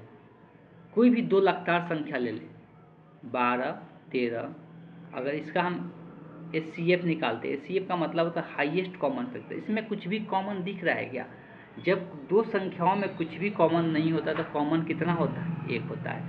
तो कोई भी 2 लगातार संख्या लेंगे ना और उसका HCF निकालेंगे, कोई भी 2 लगातार संख्या ले ले, और भी बहुत सारा एग्जाम्पल है, 20 और 21 ले लेते हैं। अब ये 20 और 21 में कभी भी 2 लगातार संख्या लेंगे तो एक के अलावा कुछ भी कॉमन उसमें नहीं होगा, तो कभी भी पूछिए कि 2 लगातार संख्याओं का मसा कितना होगा, HCF कितना होगा, तो हमेशा कितना होगा 1 होगा, बस ध्यान में आपको रख लेना है। तो चलते हैं नेक्स्ट क्वेश्चन देखते हैं। देखिए वीडियो लंबा होगा, लगभग 120 क्वेश्चन है जो कि इस चैप्टर से पूछा हुआ है, तो वीडियो को स्किप करके नहीं देखना है। अगर आप इस चैप्टर का पूरा रिवीजन चाहते हैं कि आपसे किसी प्रकार के इस चैप्टर से क्वेश्चन नहीं छूटे, तो जरूर पूरा वीडियो देखिए, ठीक है। तो चलिए हम लोग नेक्स्ट क्वेश्चन देखते हैं। तो क्या दिया है, यदि A और B अभाज्य संख्याएं हैं तो A और B का मसा, देखिए ध्यान में रखिए कि ये अभाज्य संख्या है, और जब भी 2 अभाज्य संख्या का बात करते हैं तो उसमें सिर्फ कॉमन क्या दिखेगा, एक ही दिखेगा। ध्यान दें जो क्या चीज़ बोलना चाहते हैं। जब भी 2 अभाज्य संख्या देखेंगे, कोई भी एग्जाम्पल ले लेते हैं अभाज्य संख्या का, एक मान लेते हैं कि 7 ले लिया अभाज्य संख्या, 11 अभाज्य संख्या है, तो इसमें कॉमन सिर्फ क्या होगा, 2 अभाज्य संख्या का बेबी लेंगे तो सिर्फ कॉमन क्या होगा 1 होगा, इसीलिए इसका HCF हमेशा कितना होगा 1 होगा। HCF का बात कर रहे हैं, जब भी 2 अभाज्य संख्या बोले तो उसका HCF हमेशा कितना होगा 1 होगा। अब देखिए अभाज्य संख्या का मतलब होता है कभी भी 2 अभाज्य संख्या लेंगे तो एक के अलावा और किसी से कटेगा क्या, नहीं कटेगा। तो अगर LCM का बात करते हैं, LCM ऑफ AB, तो ये एक के अलावा और किसी से भी नहीं कटेगा। जब 2 संख्या दिया हुआ है और किसी संख्या से वो नहीं कटेगा, कॉमन दोनों संख्या किसी संख्या से नहीं कटता है, तो दोनों का क्या करता है गुणनफल ही क्या कहलाता है, LCM कहलाता है। तो दोनों का क्या कर देना है गुणनफल कर देना है, मतलब A गुने क्या हो जाएगा B हो जाएगा। तो ध्यान रखना है, जब भी दो अभाज्य संख्या का HCF बोले तो 1 होगा, LCM बोले तो A गुने B हो जाएगा। बहुत सिंपल है। इस क्वेश्चन का जो करेक्ट ऑप्शन होगा option see the correct option हो जाएगा। दो परिमेय संख्याओं के बीच अधिकतम कितनी परिमेय संख्या हो सकती है? देखिए, जब भी दो परिमेय संख्या बोले ना, उसके बीच में अनगिनत अपरिमेय संख्या होगा, अनगिनत। समझ में आ रहा है? जैसे एग्जाम्पल लेते हैं, मान लो कि ये संख्या रेखा है, यहाँ पर 0 है, यहाँ पर 1 है, तो इसके बीच में परिमेय संख्या अनगिनत लिख सकते हैं। 1/2, इसके बीच में 1/3, 1/6, 1/7, तो ये अनगिनत अपरिमेय संख्या इसके बीच में लिख सकते हैं। तो किसी भी दो परिमेय संख्याओं के बीच में अनगिनत अपरिमेय संख्या होगा, उसका गिनती नहीं किया जा सकता। ये 2 बार रिपीट हो चुका है, 3 बार रिपीट हो चुका है क्वेश्चन। तो ध्यान में रखिए, इस प्रकार का क्वेश्चन पूछा जाता है। तो इस क्वेश्चन का जो करेक्ट ऑप्शन होगा option D the correct option हो जाएगा। अनंत, अनगिनत का मतलब वही हो गया अनंत, इसका कोई लिमिट नहीं है। निम्नलिखित में कौन अभाज्य संख्या है? ये तो आप बार बार पूछा जा रहा है। हम बोल रहे हैं कि अभाज्य संख्या आप 100 तक याद कर ले, तो आप किसी प्रकार का कोई दिक्कत नहीं होने वाला है। देखिए, 27 तो 1 से भी, 3 से भी, बहुत संख्या से कटेगा। 35 5 से भी कटेगा, 1 से भी कटेगा, बहुत सारी संख्या 1 से भी कटेगा। बात करते हैं 13 का सिर्फ एक ही गुणनखंड होगा, 1 और 13, तो ये और किसी संख्या से नहीं कटेगा, तो यही क्या हो जाएगा? अभाज्य संख्या हो जाएगा। सी, बहुत सिंपल है। अभाज्य संख्याओं का मसौ होता है। अब देखिए, 4 टाइप का क्वेश्चन यहाँ पर देखने को मिलता है। एक क्वेश्चन जो होता है अभाज्य संख्या का मस और लस, दूसरा होता है अभाज्य संख्या का मस और लस। दोनों केस में आंसर क्या होता है? सेम ही होता है। दोनों केस में आंसर अभाज्य संख्या किसको कहते हैं? तो जिस संख्या में जो ऐसा दो संख्या का जोड़ा जिसमें एक के अलावा और कुछ भी कॉमन न हो, एक के अलावा और कुछ भी कॉमन न हो, उसको हम लोग अभाज्य संख्या के नाम से जानते हैं। तो हम लोग अभाज्य संख्या के नाम से जानते हैं। जैसे 13 और 15, इसमें एक के अलावा और कुछ भी कॉमन है क्या? नहीं है, तो ये क्या है? अभाज्य संख्या। ऐसा बहुत सारा संख्या हो सकता है, जैसे 21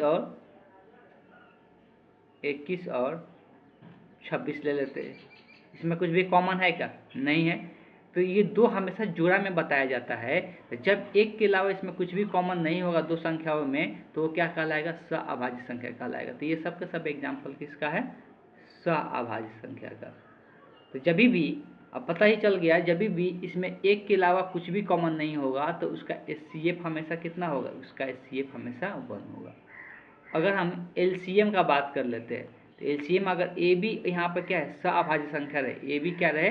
अभाज्य संख्या, मतलब इसमें कुछ भी कॉमन नहीं होगा। जब कुछ भी कॉमन नहीं है मतलब और कोई संख्या से दोनों के दोनों नहीं कट रहा है, तो LCM में हम लोग क्या करते हैं? डायरेक्ट गुना कर देते हैं, तो ए भी हो जाएगा। तो सिंपल यहाँ पर है कि ये अभाज्य बोले या अभाज्य बोले, दोनों केस में समान ही आंसर होने वाला है, HCF भी और LCM भी। बस यही बात ध्यान में रखना है। तो इस क्वेश्चन का मौसा बोला है, मतलब HCF बोला है, तो इस क्वेश्चन का जो करेक्ट ऑप्शन होगा option be the correct option हो जाएगा।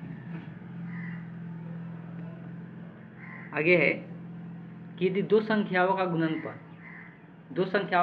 दिया हुआ है 2166 है, तो उनका मसा 19 है, तो लसा ज्ञात करना है। बहुत सिंपल है, बस फार्मूला आपको याद रखना है, कुछ भी नहीं करना है। हमें पता है LCM गुने HCF बराबर होता है दोनों संख्याओं के गुणनफल के। इसमें हमको क्या क्या LCM निकालना है, मसा निकालना है, मतलब LCM निकालना है। HCF कितना दिया? 19 दिया हुआ है।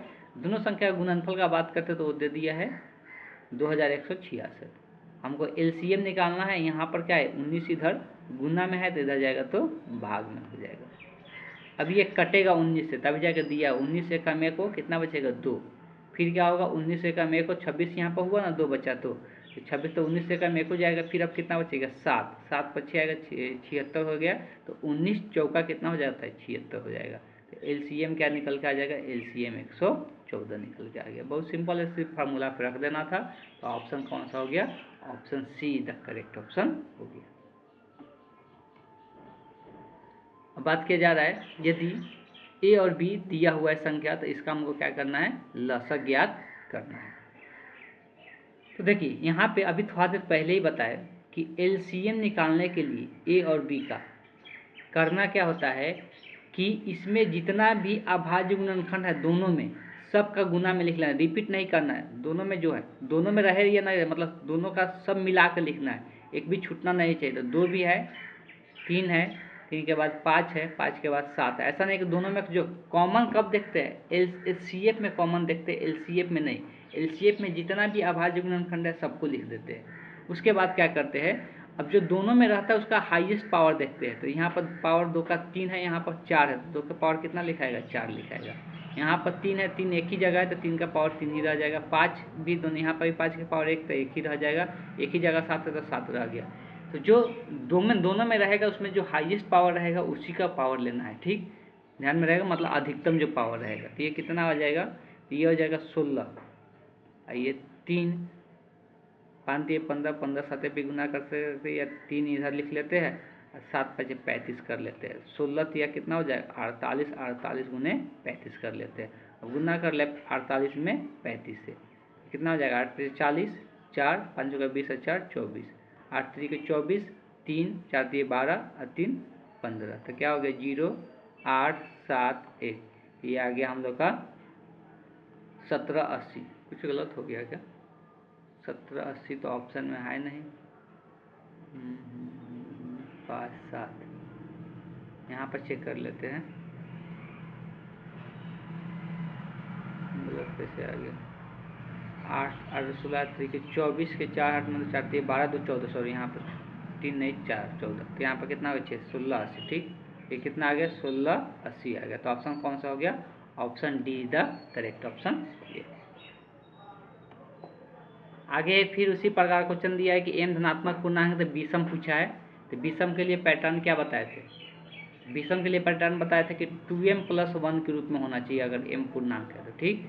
अब यहाँ पर देखो 2 कॉमन करेंगे तो 2, यहाँ पर क्या आएगा 2m बचेगा +1 हो जाएगा। तो यहाँ पर ये 2 के साथ ये पूरा m के जगह पे आ रहा है, ठीक है। तो ये 2m के फॉर्म में आ रहा है, मतलब ये क्या है सम है। यहाँ पर भी 2 कॉमन होगा, बाकी गुना में रहेगा, सिर्फ यही दिख रहा है कि इसको 2 × 2m लिख सकते हैं +1, और ये 2m जो है यही m का काम कर रहा है। तो ये इस पैटर्न पे है।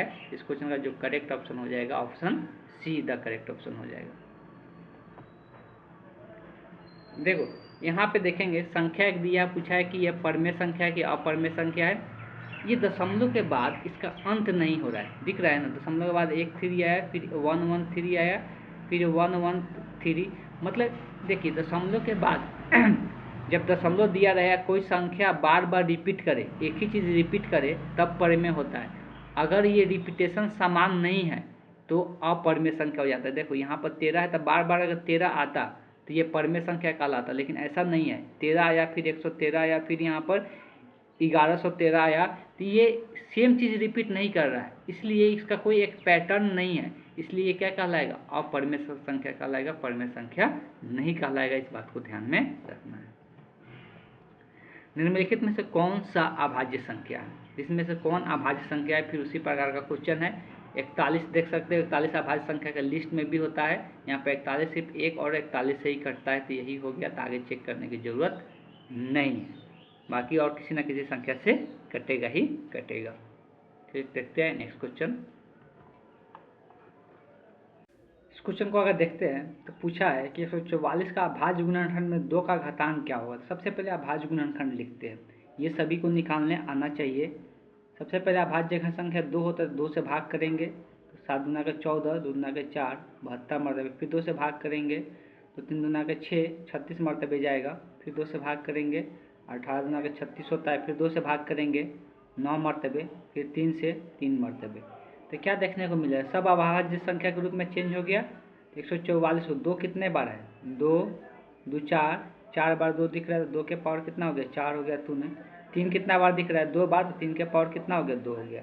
तो पूछा है कि ये जो 2 है उसका घातांक क्या है, मतलब उसका घात कितना है, तो उसका घात 4 है। इस क्वेश्चन का जो करेक्ट ऑप्शन होगा option see the correct option हो जाएगा। चलिए चलते हैं नेक्स्ट क्वेश्चन देखते हैं। किसी धनात्मक पूर्णांक ए और बी के लिए ए बी का गुने ए बी का म स गुने ए बी का ल स निम्नलिखित में से कौन होगा। तो ये तो फॉर्मूला ही है, बार बार आते जा रहा है कि ल स का गुणनफल म स का गुणनफल, दोनों संख्याओं के गुणनफल क्या होते हैं, बराबर होते हैं। ये बार बार आ गया, तो इस क्वेश्चन का ऑप्शन क्या हो जाएगा, सी इज द करेक्ट ऑप्शन। ये भी 2 बार रिपीट कर चुका है, देखिए यहाँ पे। पी और की 2 अभाज्य संख्या है तो उसका मौसा भी ये बार बार आता आ रहा है कि ए बी लिखे या पी क्यू लिखे, कुछ भी लिखे, अगर ये अभाज्य संख्या है तो मौसा हमेशा 1 होगा। अगर ये लौसा पूछेगा तो वो दोनों का क्या हो जाएगा, गुणनफल हो जाएगा। तो ये मौसा हो जाएगा, मौसा मतलब HCF हो जाएगा 1 और LCM जो हो जाएगा वो P गुने Q हो जाएगा। बस सिंपल है। ये ऐसा क्वेश्चन हर एक साल रिपीट करता है, ये हम बार बार बोल रहे हैं कि ऐसा क्वेश्चन हर एक साल आता है, तो आता ही है। बस AB लिखा है, AM लिख देगा, MN लिख देगा, कुछ भी लिख सकता है। फिर आपको 64 के अभाज्य गुणनखंड में 2 का घातांक बताना है। तो अभी तुरंत इस प्रकार का क्वेश्चन बताए कि 64 का अभाज्य गुणनखंड, तो पहले सबसे पहले 64 को तोड़ ले, 2 से भाग करेंगे 28 मरतबे, फिर 2 से भाग 32 मरतबे, फिर 2 से भाग करेंगे 16 मरतबे, फिर 2 से भाग करेंगे 8, फिर 2 से भाग करेंगे 4, फिर 2 से भाग करेंगे। कितना 2 आया, 2 2 4 2 6, मतलब क्या है 64 को क्या लिख सकते हैं, 2 के पावर 6 लिख सकते हैं। यहाँ घातांक पूछा है 2 का, तो 2 का घातांक कितना हो गया, 6। तो इस क्वेश्चन का जो करेक्ट ऑप्शन हो गया, option see the correct option हो गया। आगे है कि ये दोनों का मौसा निकालना है। मौसा मतलब होता है highest common, HCF highest common, सबसे बड़ा कॉमन इसमें से क्या होगा। तो 72 18 में कॉमन, देखिए 18 के 12 में 72 आता है, 18 चौक 72 होता है, मतलब 4 मरतबे 72 कहते हैं। मतलब इसमें से कॉमन जो होगा, मैक्सिमम दोनों में कॉमन क्या हो रहा है, 18 हो रहा है, इसलिए इसका HCF कितना हो जाएगा, 18 हो जाएगा। सिंपल है। इस क्वेश्चन का जो करेक्ट ऑप्शन हो जाएगा, option A is the correct option हो जाएगा। आगे 18 और 72, फिर से यही क्वेश्चन रिपीट हो गया है। आगे है 156 का अभाज्य गुणनखंड में 2 का घातांक। ये अब आप लोग के लिए होमवर्क रहा, ये आप लोग को खुद बनाना है। इस टाइप का 2 क्वेश्चन बता चुके हैं, तो ये क्वेश्चन आप अपने से बना सकते हैं। फिर से यहाँ पे आ गया कि ऊपर में है LCM HCF का गुणनफल बटे में है AB। तो हम लोग एक चीज़ जानते हैं, क्या जानते हैं कि LCM गुने HCF जो होता है A गुने B के बराबर होता है। यहाँ पे पूछा है कि HCF का गुणनफल बटे में AB, तो दोनों तरफ AB से भाग कर दे, तो LCM गुने HCF बटे यहाँ पर क्या हो जाएगा AB। इधर जब AB से, ऊपर में AB है, नीचे में AB से भाग करेंगे तो क्या बचेगा 1। तो ये जो मान आया कितने के बराबर आया, 1 के। तो इस क्वेश्चन का जो करेक्ट ऑप्शन हो जाएगा, क्या हो जाएगा, option A is the correct option. हम लोग ये फार्मूला जानते हैं, ये फार्मूला सभी को पता है। इसमें सिर्फ क्या करना था कि AB से भाग करना था, AB से भाग कर देते, इधर का AB कट गया, सिर्फ 1 बच गया। इस क्वेश्चन का जो करेक्ट ऑप्शन हो गया, option A is the correct option हो गया। निम्नलिखित में कौन सा युग्म में सअभाज्य, अभी सअभाज्य के बारे में भी चर्चा किए थे कि सअभाज्य संख्या किसको कहते हैं, जिसमें एक के अलावा कुछ भी कॉमन ना हो। देखिए कौन सा सअभाज्य है, 14 और 35, इसमें सिर्फ एक ही कॉमन होगा, और इसमें से कुछ भी कॉमन होगा क्या, 2 कॉमन होगा, नहीं होगा, 3 कॉमन होगा, 14 कॉमन होगा, नहीं होगा। तो ये सअभाज्य संख्या है। अब आगे आते हैं 18 और 25, इसमें भी तो कुछ भी कॉमन नहीं दिख रहा है। ये 5 है, ये 3 का गुणनखंड, नहीं, इसमें कॉमन दिख रहा है, ठीक है। ये 7 से भी कटेगा, ये 7 से भी कटेगा, तो ये 7 से डिविजिबल है, मतलब 7 भी इसमें से कॉमन होगा, तो ये ऑप्शन नहीं होगा। 18 और 25 में ये 2 से 9 से कटेगा, लेकिन ये 2 और 9 से नहीं कटेगा, तो ये ऑप्शन सही हो जाएगा, यही सअभाज्य संख्या। 13 चौका 52, इसमें 13 से भी कटेगा, इसलिए ऑप्शन नहीं होगा। ये 21 से कटेगा 84, तो 21 बीच में कॉमन हो जाएगा, तो ये ऑप्शन नहीं होगा। सिर्फ केवल और केवल एक ही कॉमन हो, जिसमें सिर्फ एक कॉमन हो, उसी को हम लोग क्या कहते हैं, सअभाज्य संख्या का युग्म में कहते हैं। इसलिए ऑप्शन क्या हो जाएगा, बी द करेक्ट ऑप्शन हो जाएगा। निम्नलिखित में कौन युग्म में संख्या है, कौन सा यौगिक है, यौगिक संख्या, सॉरी। देखिए संख्या जो होता है भाज्य और अभाज्य संख्या होता है। सबसे पहले ये आपको पता होना चाहिए कि भाज्य और अभाज्य संख्या होता है। तो अभाज्य संख्या सभी को पता है। जो भाज्य संख्या होता है, तो भाज्य संख्या को हम लोग यौगिक संख्या भी कहते हैं। क्या कहते हैं, यौगिक संख्या भी कहते हैं। भाज्य संख्या को यौगिक संख्या भी कहते हैं। तो देखिए इसमें से ऑप्शन ए जो है भाज्य संख्या है, अभाज्य संख्या 11। ऑप्शन सी है अभाज्य संख्या है। अभाज्य संख्या हम पहले बोले कि आपको 100 तक याद रखना ही पड़ेगा, तभी जाके अच्छा रहेगा क्वेश्चन बनाने में। ये भी एक और अपने आप से कटेगा, तो ये भी सिर्फ इसका 2 ही गुणनखंड होगा, तो ये भी अभाज्य संख्या है, तो सिर्फ एक ही भाज्य संख्या बच रहा है जो 21, जो 1 से भी कटेगा, 3 से भी कटेगा, 7 से भी कटेगा, इसीलिए ये यौगिक संख्या, इसको अभाज्य संख्या, भाज्य संख्या भी कहते हैं। तो यही इस क्वेश्चन का आंसर हो जाएगा। निम्नलिखित में से कौन अभाज्य संख्या, अब यहाँ पर फिर से अभाज्य संख्या पूछ दिया, उसका उल्टा। 33 अभाज्य संख्या नहीं होता, इसलिए कि 3 से भी कटता है, 11 से भी, 39 भी नहीं होगा इसलिए कि 3 से भी कटेगा, 13 से भी कटेगा, 38 भी नहीं होगा इसलिए कि ये 2 से कटेगा, 19 से कटेगा, लेकिन 31 जो होता है वो अभाज्य संख्या होता है, ये केवल एक और अपने आप से कटता है, तो ऑप्शन क्या हो जाएगा, option D the correct option हो जाएगा। दो संख्याओं में मौसत 27 लौसत दिया, क्योंकि एक संख्या 54 दिया तो दूसरी संख्या, ऐसा आप क्वेश्चन बार बार आ रहा है, ये तो नाम आपको दिमाग में ही रखना है। LCM गुने HCF बराबर होता है दोनों संख्या गुणनफल के। LCM दिया हुआ है 162, HCF दिया हुआ है 27, और पहला एक संख्या दिया हुआ है 54 और दूसरा संख्या निकालना है, तो ये 54 B के साथ गुणना में इधर आएगा तो भाग में, तो इसको भाग में लेके आ जाते हैं, बराबर B। 27 से 54 कटेगा 2 मरतबे, 2 से 162 कटेगा, 8 गुना का 16, 2 एकम 1, तो क्या आ गया, बी का मान यहाँ पे 81 निकल के आ गया। इस क्वेश्चन का जो करेक्ट ऑप्शन हो जाएगा, option D the correct option हो जाएगा। आगे दिया हुआ है संख्या 12, 15 और 21 का मसा होगा। संख्या 12, 15 और 21 का मसा बताना है। मसा का मतलब हम बार बार बताते आ रहे हैं कि इसमें जो हाईएस्ट कॉमन फैक्टर होगा, HCF निकालना है। हाईएस्ट कॉमन फैक्टर देखिए, हाईएस्ट कॉमन सबसे पहले 2 से देखते हैं, 2 सबसे कट रहा है, नहीं कट रहा है, 3 से ये भी कट रहा है, 3 ये से कट रहा है, 3 इससे भी कट रहा है, इसमें से 3 कॉमन कर लेते हैं, जो कॉमन होगा उसको कर सकते हैं। और इसमें कुछ कॉमन होगा क्या, ये 3 से कटेगा और कुछ संख्या से, देखिए ये इसमें से हाईएस्ट कॉमन जो होगा 3 ही होगा, इसलिए कि आगे जाते हैं इसको क्या लिख सकते हैं, 12 को 3 गुने 4 लिख सकते हैं, इसको 3 गुने 5 लिख सकते हैं, इसको 3 गुने 7 लिख सकते हैं। देख सकते हैं 4, 5, 7 में और कुछ कॉमन हो रहेगा, नहीं होता, हाईएस्ट इसमें कॉमन क्या होगा, 3 ही होगा, इसलिए इसका HCF क्या हो जाएगा, 3 हो जाएगा। बहुत सिंपल है, option A the correct option हो जाएगा।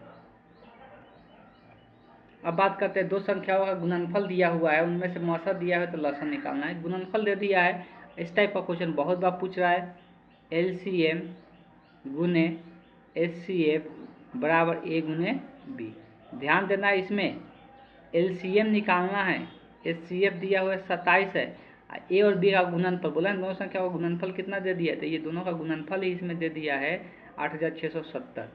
अब हमको LCM निकालना है, 17 को इधर गुणना में उधर जाएगा तो भाग में, इधर 17 भाग में आ जाएगा, 17 से कटेगा 17 गुना 68, 68 कितना बार में कट जाएगा, 17 5 85 होता है, तब 5 बार में एक बचेगा, 17 एकम एक को 510 बार में, तो LCM कितना आ गया इसका 510 हो गया।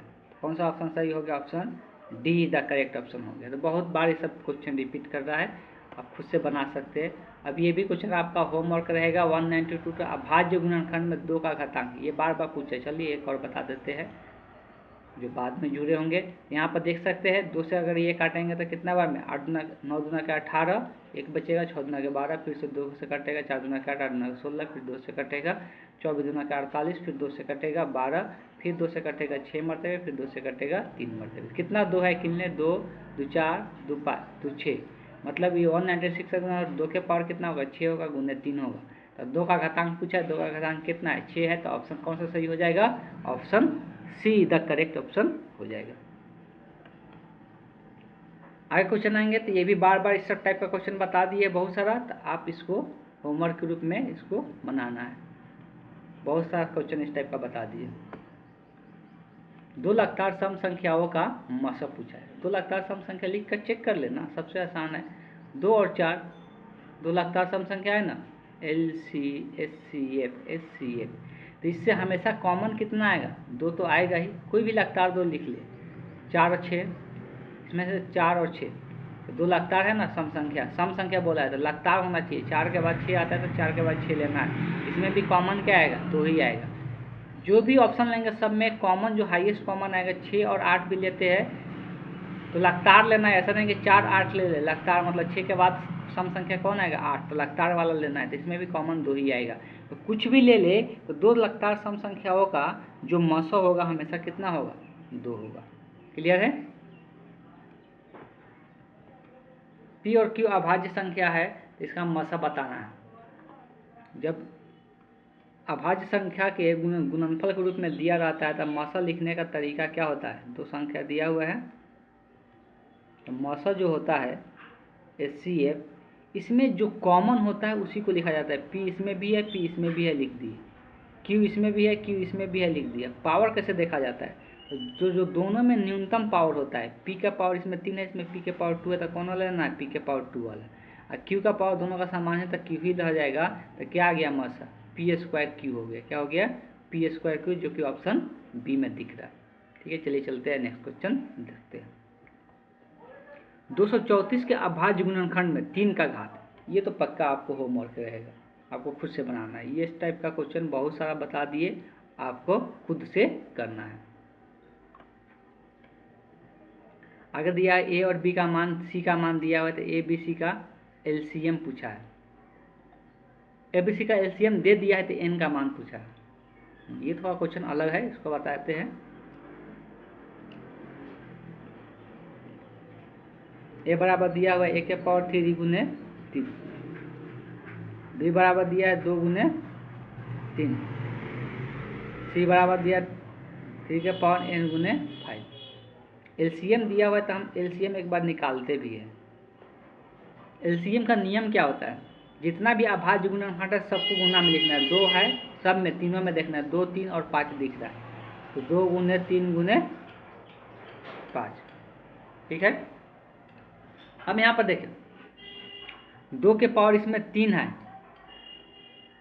ठीक, और यहाँ पे 2 के पावर 2 है। अधिकतम पावर लिखा जाता है एलसीएम में, तो 2 के पावर क्या लिखाएगा 3। यहाँ पर 3 के पावर 1 है, यहाँ पर 3 के पावर 1 है, यहाँ पर 3 के पावर n है। लेकिन ऑप्शन जो दिया हुआ है, ऑप्शन दिया हुआ है 3 के पावर कितना दिया है 2 दिया हुआ है, तो इसका भी पावर 1 अधिकतम पावर लिखा जाता है। इसका मतलब यहाँ पर n का मान क्या रखना पड़ेगा 2 रखना पड़ेगा, तभी जाके एलसीएम में 3 के पावर कितना आएगा 2 आएगा, तभी जाके एलसीएम में 3 के पावर कितना आएगा 2 आएगा। और 5 तो एक ही है तो एक ही रह जाएगा। यहाँ पर क्लियर हो गया। अब देखिए हमको अधिकतम पावर 3 का रखना रहता है, तो इसमें 1 है, इसमें भी पावर 1 है, तो इसमें 2 रहेगा तभी जाके एलसीएम में पावर यहाँ पर कितना आएगा 2 आएगा। इसीलिए यहाँ पे n का मान कितना पॉसिबल बनता है 2 बनता है। तो इस क्वेश्चन का जो करेक्ट ऑप्शन हो जाएगा option see the correct option हो जाएगा। अगर देख लेते हैं तो यहाँ पर 156 का अभाज्य गुणनखंड के रूप में इसको लिखा गया है। सबसे पहले 156 का अभाज्य गुणनखंड लिखते हैं। 156 2 से कटेगा, सबसे पहले 7 दूना के 14, 1 बचेगा 8 दूना के 16, फिर 2 से कटेगा 3 दूना के 6, 1 बचेगा 9 दूना के 18।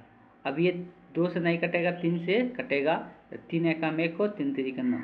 अब ये 13 भी अभाज्य गुणनखंड है, 56 का अभाज्य गुणनखंड क्या आ गया, तो 2 2 बार आया है तो क्या लिखेगा 2 के पावर 2 गुने 3 एक ही बार आया है, 13 एक ही बार आया है, तो 3 के पावर कितना हो रहा है 1, 13 के पावर भी 1 हो रहा है। यहाँ से कंपेयर करेंगे, तुलना करेंगे, तो 2 के पावर यहाँ पर x दिया हुआ है, तो यहाँ पे 2 के पावर कितना है 2, तो x का मान हो गया 2। y के पावर 3 के पावर y दिया है तो वहाँ पे कितना आया है y की जगह 1। 13 का पावर z दिया हुआ है तो यहाँ z 13 के जगह 13 का पावर कितना है 1 है, तो z का मान कितना होगा, ये तीनों निकल गया, तीनों का योग निकाल लेना है x plus y plus z, तो 2 प्लस 1 प्लस 1 तो कितना आ गया 4। तो इस क्वेश्चन का जो करेक्ट ऑप्शन होगा option A the correct option हो जाएगा। 2 लगातार विषम संख्याओं का मौसा होता है, तो 2 लगातार अगर विषम संख्या है तो उसका मौसा क्या होगा। अभी हम सम संख्या देखे थे, विषम संख्या का एग्जाम्पल लेकर ही चेक कर लेते हैं ना। पहला विषम संख्या 3 ले लेते हैं, दूसरा 5, तो लगातार हो गया ना 3 और 5। इसका कुछ भी कॉमन है क्या, कुछ भी कॉमन नहीं होता है तो क्या होता है कॉमन 1 होता है, तो इसलिए 1 हो जाएगा। कोई भी 2 लगातार ले सकते हैं, 5 और 7, ये भी लगातार ही है, इसमें भी कुछ भी कॉमन नहीं रहेगा। तो लगातार विषम संख्या लेंगे ना तो उसमें कुछ भी कॉमन हमको देखने को नहीं मिलेगा। 7 9 ये भी लगता है, तो कुछ भी कॉमन नहीं होता, 1 होगा। इसलिए विषम संख्याओं का, लगातार विषम संख्याओं का जो मसब पूछेगा तो उसका आंसर 1 होगा, और सम संख्या का पूछेगा तो उसका आंसर कितना होगा, 2 होगा। इस बात को ध्यान में रखना है। अब यहाँ पर दिया है p/2 के पावर n 5 के पावर n के रूप में 0.105 को लिखा जाए। जब इसको हम लिखेंगे तो 2 के पावर n और 5 के पावर n कितना आएगा बताना है। तो देखिए मेरे पास है 0.105। सबसे पहले इसका दशमलव हटाएंगे। दशमलव हटाने का तरीका क्या होता है कि जहाँ पे दशमलव आता है उसके जगह पर 1 लिख दिया जाता है, जितना अंक होता है उतना 0 लगा दिया जाता है, तो यहाँ पे 3 0 हो जाएगा। अब इसके बाद जो कटने वाला है काट दे तो सबसे बेटर, सबसे अच्छा होता है। तो ये दिख रहा है 5 से ऊपर नीचे कटेगा, तो 5 दूना का 10, 5 एकड़ में 2, 5 से कटेंगे, 5 दूना का 10, ये 200 मरतबे। अब ये 7 से या 3 से कटेगा, जो कि 200 कटेगा नहीं, तो ऊपर में तो 21 आ गया, ठीक है। 200 का अब ये गुणनखंड के रूप में इसको लिखना है, कितना 2 आएगा, कितना 5 आएगा, कितना 2 आएगा और कितना 5 आएगा लिखना है। इसका एक और तरीका है, इसको ऐसे लिख सकते हैं, या ज़्यादा दिक्कत है तो अभाज्य गुणनखंड निकाल ले, उससे भी लिख सकते हैं। 2 यहाँ पर 100 आएगा, फिर 2 यहाँ पे कितना आएगा, 50 आएगा, फिर 2, फिर 25 आएगा, फिर 5 से कटेगा, कितना 2 आया, 3 को 2 आया, 2 को 5 आया, तो क्या लिखाएगा, 2 के पावर 3 गुने 5 के पावर कितना हो जाएगा, 2 हो जाएगा। तो कौन सा ऑप्शन से मैच कर रहे हैं चेक कर ले, तो option see the correct option हो जाएगा इस क्वेश्चन का। बहुत सिंपल है। यदि दो संख्याओं का मसब 25 दिया हुआ है और लसा कितना 50 दिया हुआ है, तो दो संख्याओं का गुणनफल कितना होगा। अब ये क्या बार बार बताया जाए, तो बहुत बार इस प्रकार का क्वेश्चन आ गया कि यहाँ पे मौसा दिया हुआ है, हमको पता है मौसा गुने लसा जो होता है वो दोनों संख्याओं के गुणनफल के बराबर होता है। यही गुणनफल हम लोग क्वेश्चन में पूछा जा रहा है। तो मौसा कितना है, मौसा है 25, लसा कितना है तो 50, और क्या निकालना है, ए गुने बी निकालना है, तो इसी को गुना कर दे वही आंसर हो जाएगा। तो 25 5 100 कितना होता है, 25 होता है, एक जीरो बैठा दे तो कितना हो गया, 1250 हो गया। तो ऑप्शन देख सकते हैं कौन सा ऑप्शन है, option A is the correct option हो जाएगा। अब चलिए देखते हैं, फिर इसी प्रकार का क्वेश्चन आ गया कि अभी दिया हुआ था सेम उसी प्रकार का क्वेश्चन है, कुछ भी इसमें अंतर नहीं है, बस 40 का अभाज्य गुणनखंड सबसे पहले लिख ले। सबसे पहले 40 को 40 का अभाज्य 2 से कटेगा, 70 मरतबे, 2 से कटेगा 35 मरतबे, अब 2 से नहीं कटेगा, 3 से भी नहीं कटेगा, 5 से कटेगा 7 मरतबे। तो 140 को कैसे लिख सकते, 2 को 2 आया, 2 के पावर 2 गुने 5 गुने 7। अब तुलना कर ले, यहाँ x 2 के पावर x, तो यहाँ पर 2 के पावर 2 आया है, तो x का मान कितना हो गया 1। यहाँ पर 5 के पावर y है, 5 के पावर यहाँ पर कुछ नहीं लिखा था, कितना होता है 1 होता है। यहाँ पर 7 के पावर z है, यहाँ पर 7 के पावर कुछ नहीं लिखा था, तो कितना होता है 1 होता है। अब यहाँ पर सॉरी x का मान यहाँ पर 2 होगा। अब यहाँ पर मान रख दे, यही निकालना है ना, x plus Y minus Z निकालना है, क्या हो जाएगा 2 प्लस 1 माइनस 1, ये कट जाएगा तो क्या बच गया 2। तो इस क्वेश्चन का जो करेक्ट ऑप्शन हो जाएगा option A is the correct option हो जाएगा।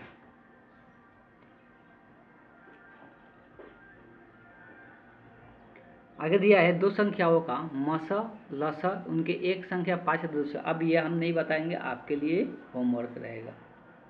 इस टाइप का क्वेश्चन बहुत बता दिए, आप अपने से निकाल सकते हैं,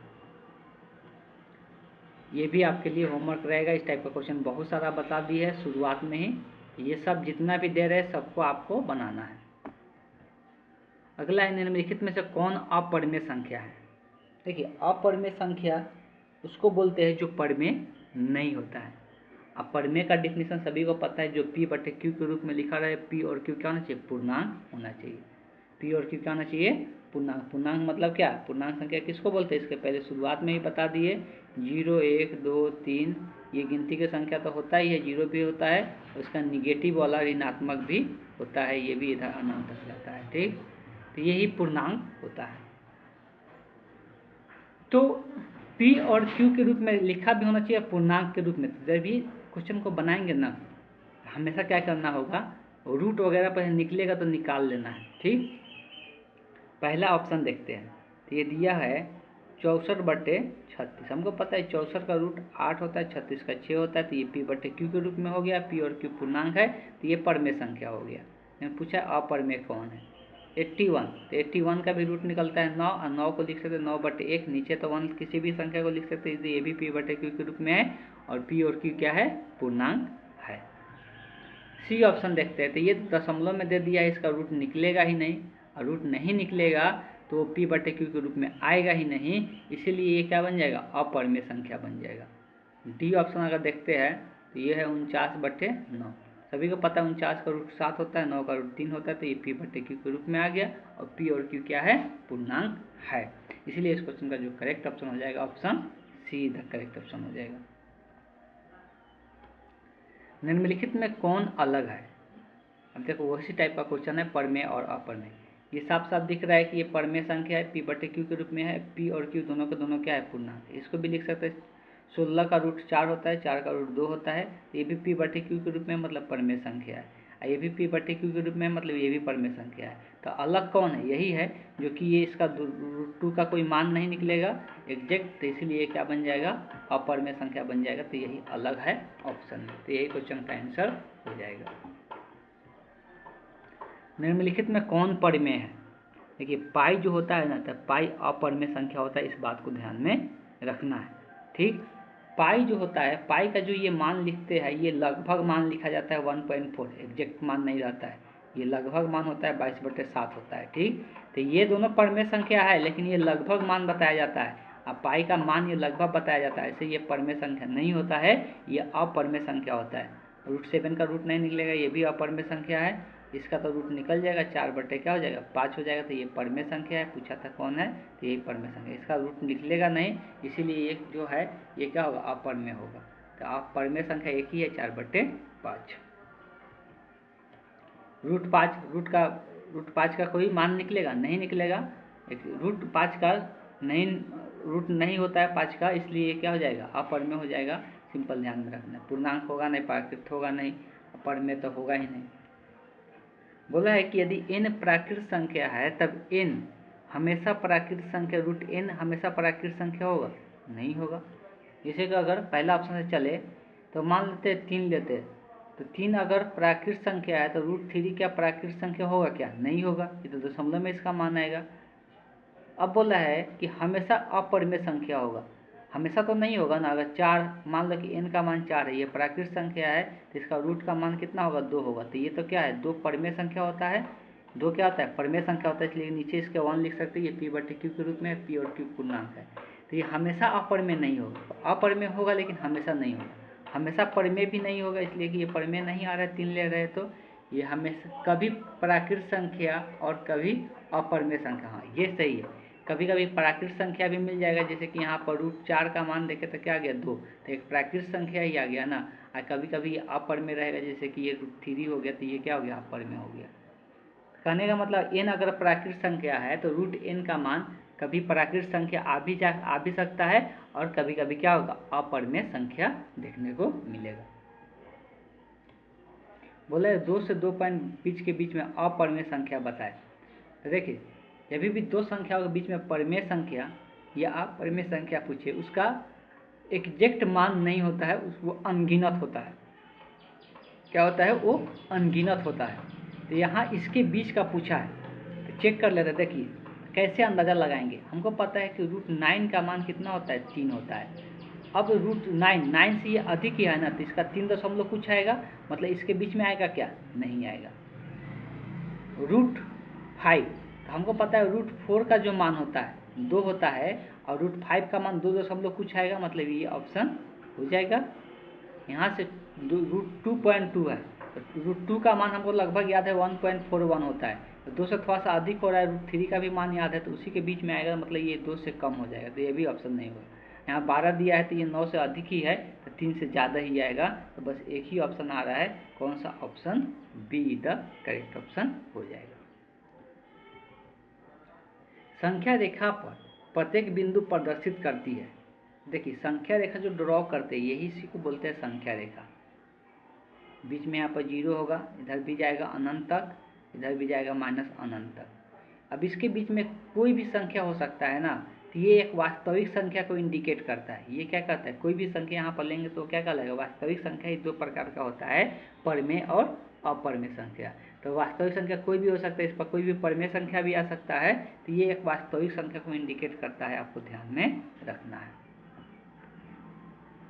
अब आ गया कि तो 23.43 के ऊपर बार दिया है, इसको P/Q के रूप में लिखना है, तो कैसे लिखेंगे? ये 2018 का क्वेश्चन है।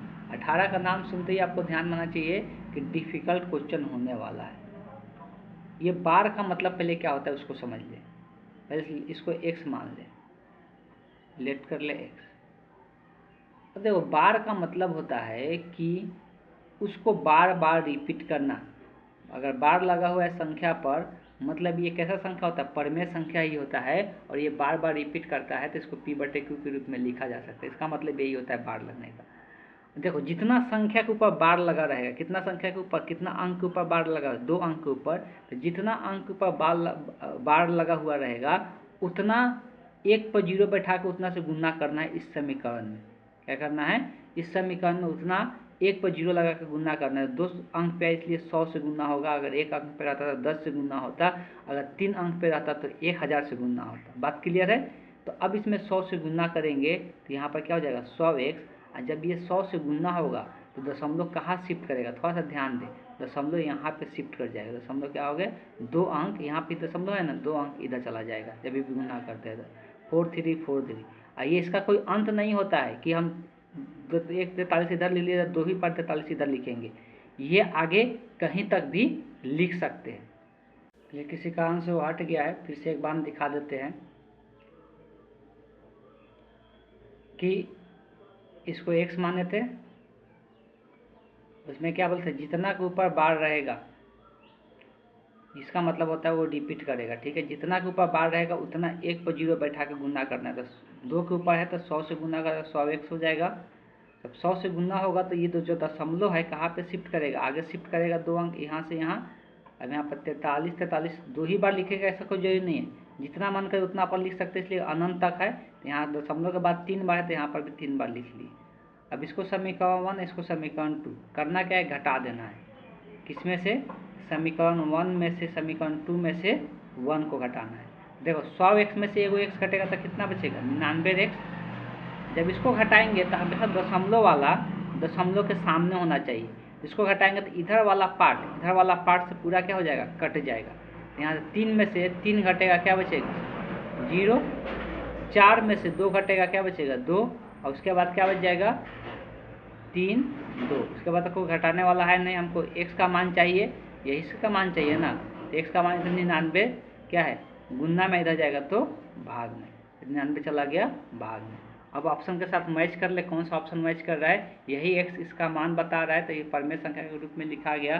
तो कौन सा ऑप्शन हो गया? Option A is the correct option हो गया।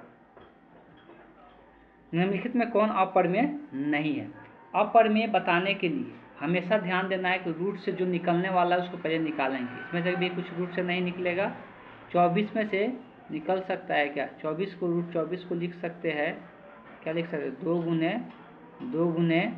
2 के 4, 4 3 12, 12 दूना के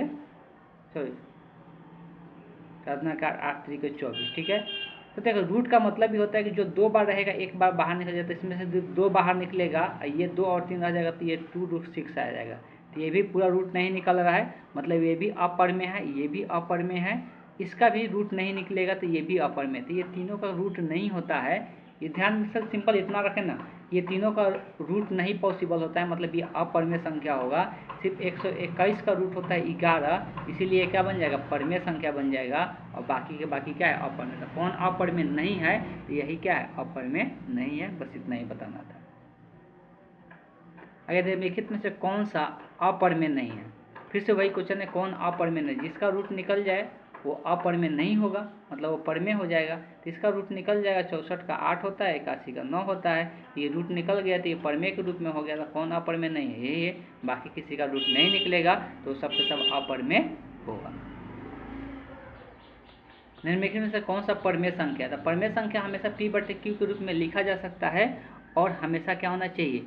हमेशा वो P और Q पूर्णांक होना चाहिए। देखिए इसका तो रूट निकलेगा नहीं, इसको घटाएंगे तो कोई यहाँ से इसका रूट निकलेगा नहीं, तो ये सब पे सब अपर में होगा, इसका भी रूट नहीं निकलता, ये भी अपर में होगा। लेकिन ये √3 और √3 कट के क्या बचेगा, 2 बचेगा, 2/1 इसको लिख सकते हैं। तो ये p/q के रूप में लिखा गया, और p और q पूर्णांक है, तो ये क्या हो जाएगा, परमेय संख्या हो जाएगा।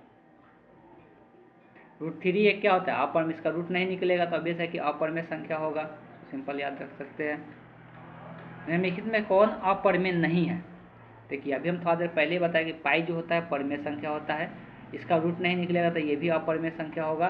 ये √2 और √5 लिखा हुआ है तो इसका भी रूट नहीं निकलेगा, ये भी अपरमेय संख्या होगा। इसका अब रूट नहीं निकलेगा लेकिन ये कट सकता है। 75 को हम लोग क्या लिख सकते हैं, तो 75 को लिख सकते हैं 5 × 5 × 3, मतलब 5 एक बाहर निकल जाएगा। 48 को क्या लिख सकते हैं, ऐसा कुछ लिखा है ध्यान से जल्दी से निकल जाए, तो 48 को लिख सकते हैं, क्या लिखेंगे, 16, 4 × 4, 4 × 4 × 3, 4 × 16, 16 × 3 48। अब देखो ऊपर वाला से क्या निकलेगा, 5 निकलेगा, रूट में क्या रहेगा 3, नीचे वाला से 4 निकलेगा, रूट में क्या रहेगा 3, ये √3 कट जाएगा, बचा क्या 5 × 15/4, ये परमेय के रूप में आ गया। तो कहने का मतलब ये है कि हमेशा सिंप्लीफाई पहले कर लेंगे, तभी जाके बताएंगे कि ये परमेय है कि नहीं है। तो यही परमेय संख्या हो गया, तो option D the correct option हो जाएगा। तो यहाँ पे देख सकते हैं जो दिया हुआ है, सिंपल लिखा हुआ, ऊपर में पाई लिखा है। पाई के बारे में हमको पता है क्या है, अपरमेय संख्या है। और जब एक अपरमेय संख्या को परमेय संख्या से भाग भी देंगे तो हमेशा क्या मिलेगा, अपरमेय संख्या ही मिलेगा। यहाँ पर लिख दे रहे हैं, ध्यान दीजिएगा, जब एक अपरमेय संख्या को परिमेय से अगर भाग भी देते हैं तो ये हमेशा जो आएगा वो क्या आएगा, अपरिमेय ही आएगा। इस बात को ध्यान में रखना है। इसलिए इस क्वेश्चन का जो करेक्ट ऑप्शन हो जाएगा, option be the correct option हो जाएगा। निम्नलिखित में कौन सा अपरिमेय संख्या है। अब इस टाइप का बहुत सारा क्वेश्चन बता दिया। अपरिमेय संख्या वही होता है जिसका रूट नहीं निकलता है। यहाँ पर साफ साफ दिख रहा है 17 का रूट नहीं निकलेगा, इसलिए यही क्वेश्चन का क्या हो जाएगा, आंसर हो जाएगा। इसका रूट निकल जाएगा 10 आएगा, इसका रूट निकल जाएगा कितना आएगा, 2 आएगा, इसका भी रूट निकलेगा 4, इसका रूट निकलेगा 5, तो 5 4 कितना 9 हो जाएगा। तो ये सब के सब परमेय बन जाएगा, सिर्फ इसी का रूट नहीं निकलेगा। इसलिए इस क्वेश्चन का जो करेक्ट ऑप्शन हो गया, option A the correct option हो गया। अब आप तो यहाँ पर खुद से बता सकते हैं, इसमें पूछा है कौन परिमेय है। तो देखिए यहाँ पर इसका रूट नहीं निकलेगा, जब ये अपरिमेय है इसमें परिमेय जोड़ते हैं, अपरिमेय में जब परिमेय संख्या जोड़ेंगे तो वो अपरिमेय ही हमेशा आएगा। इस बात को ध्यान में रखना है। यहाँ पर लिख भी देते हैं, देखिए परिमेय में प्लस परिमेय ये हमेशा क्या होगा, परिमेय होगा, ठीक है।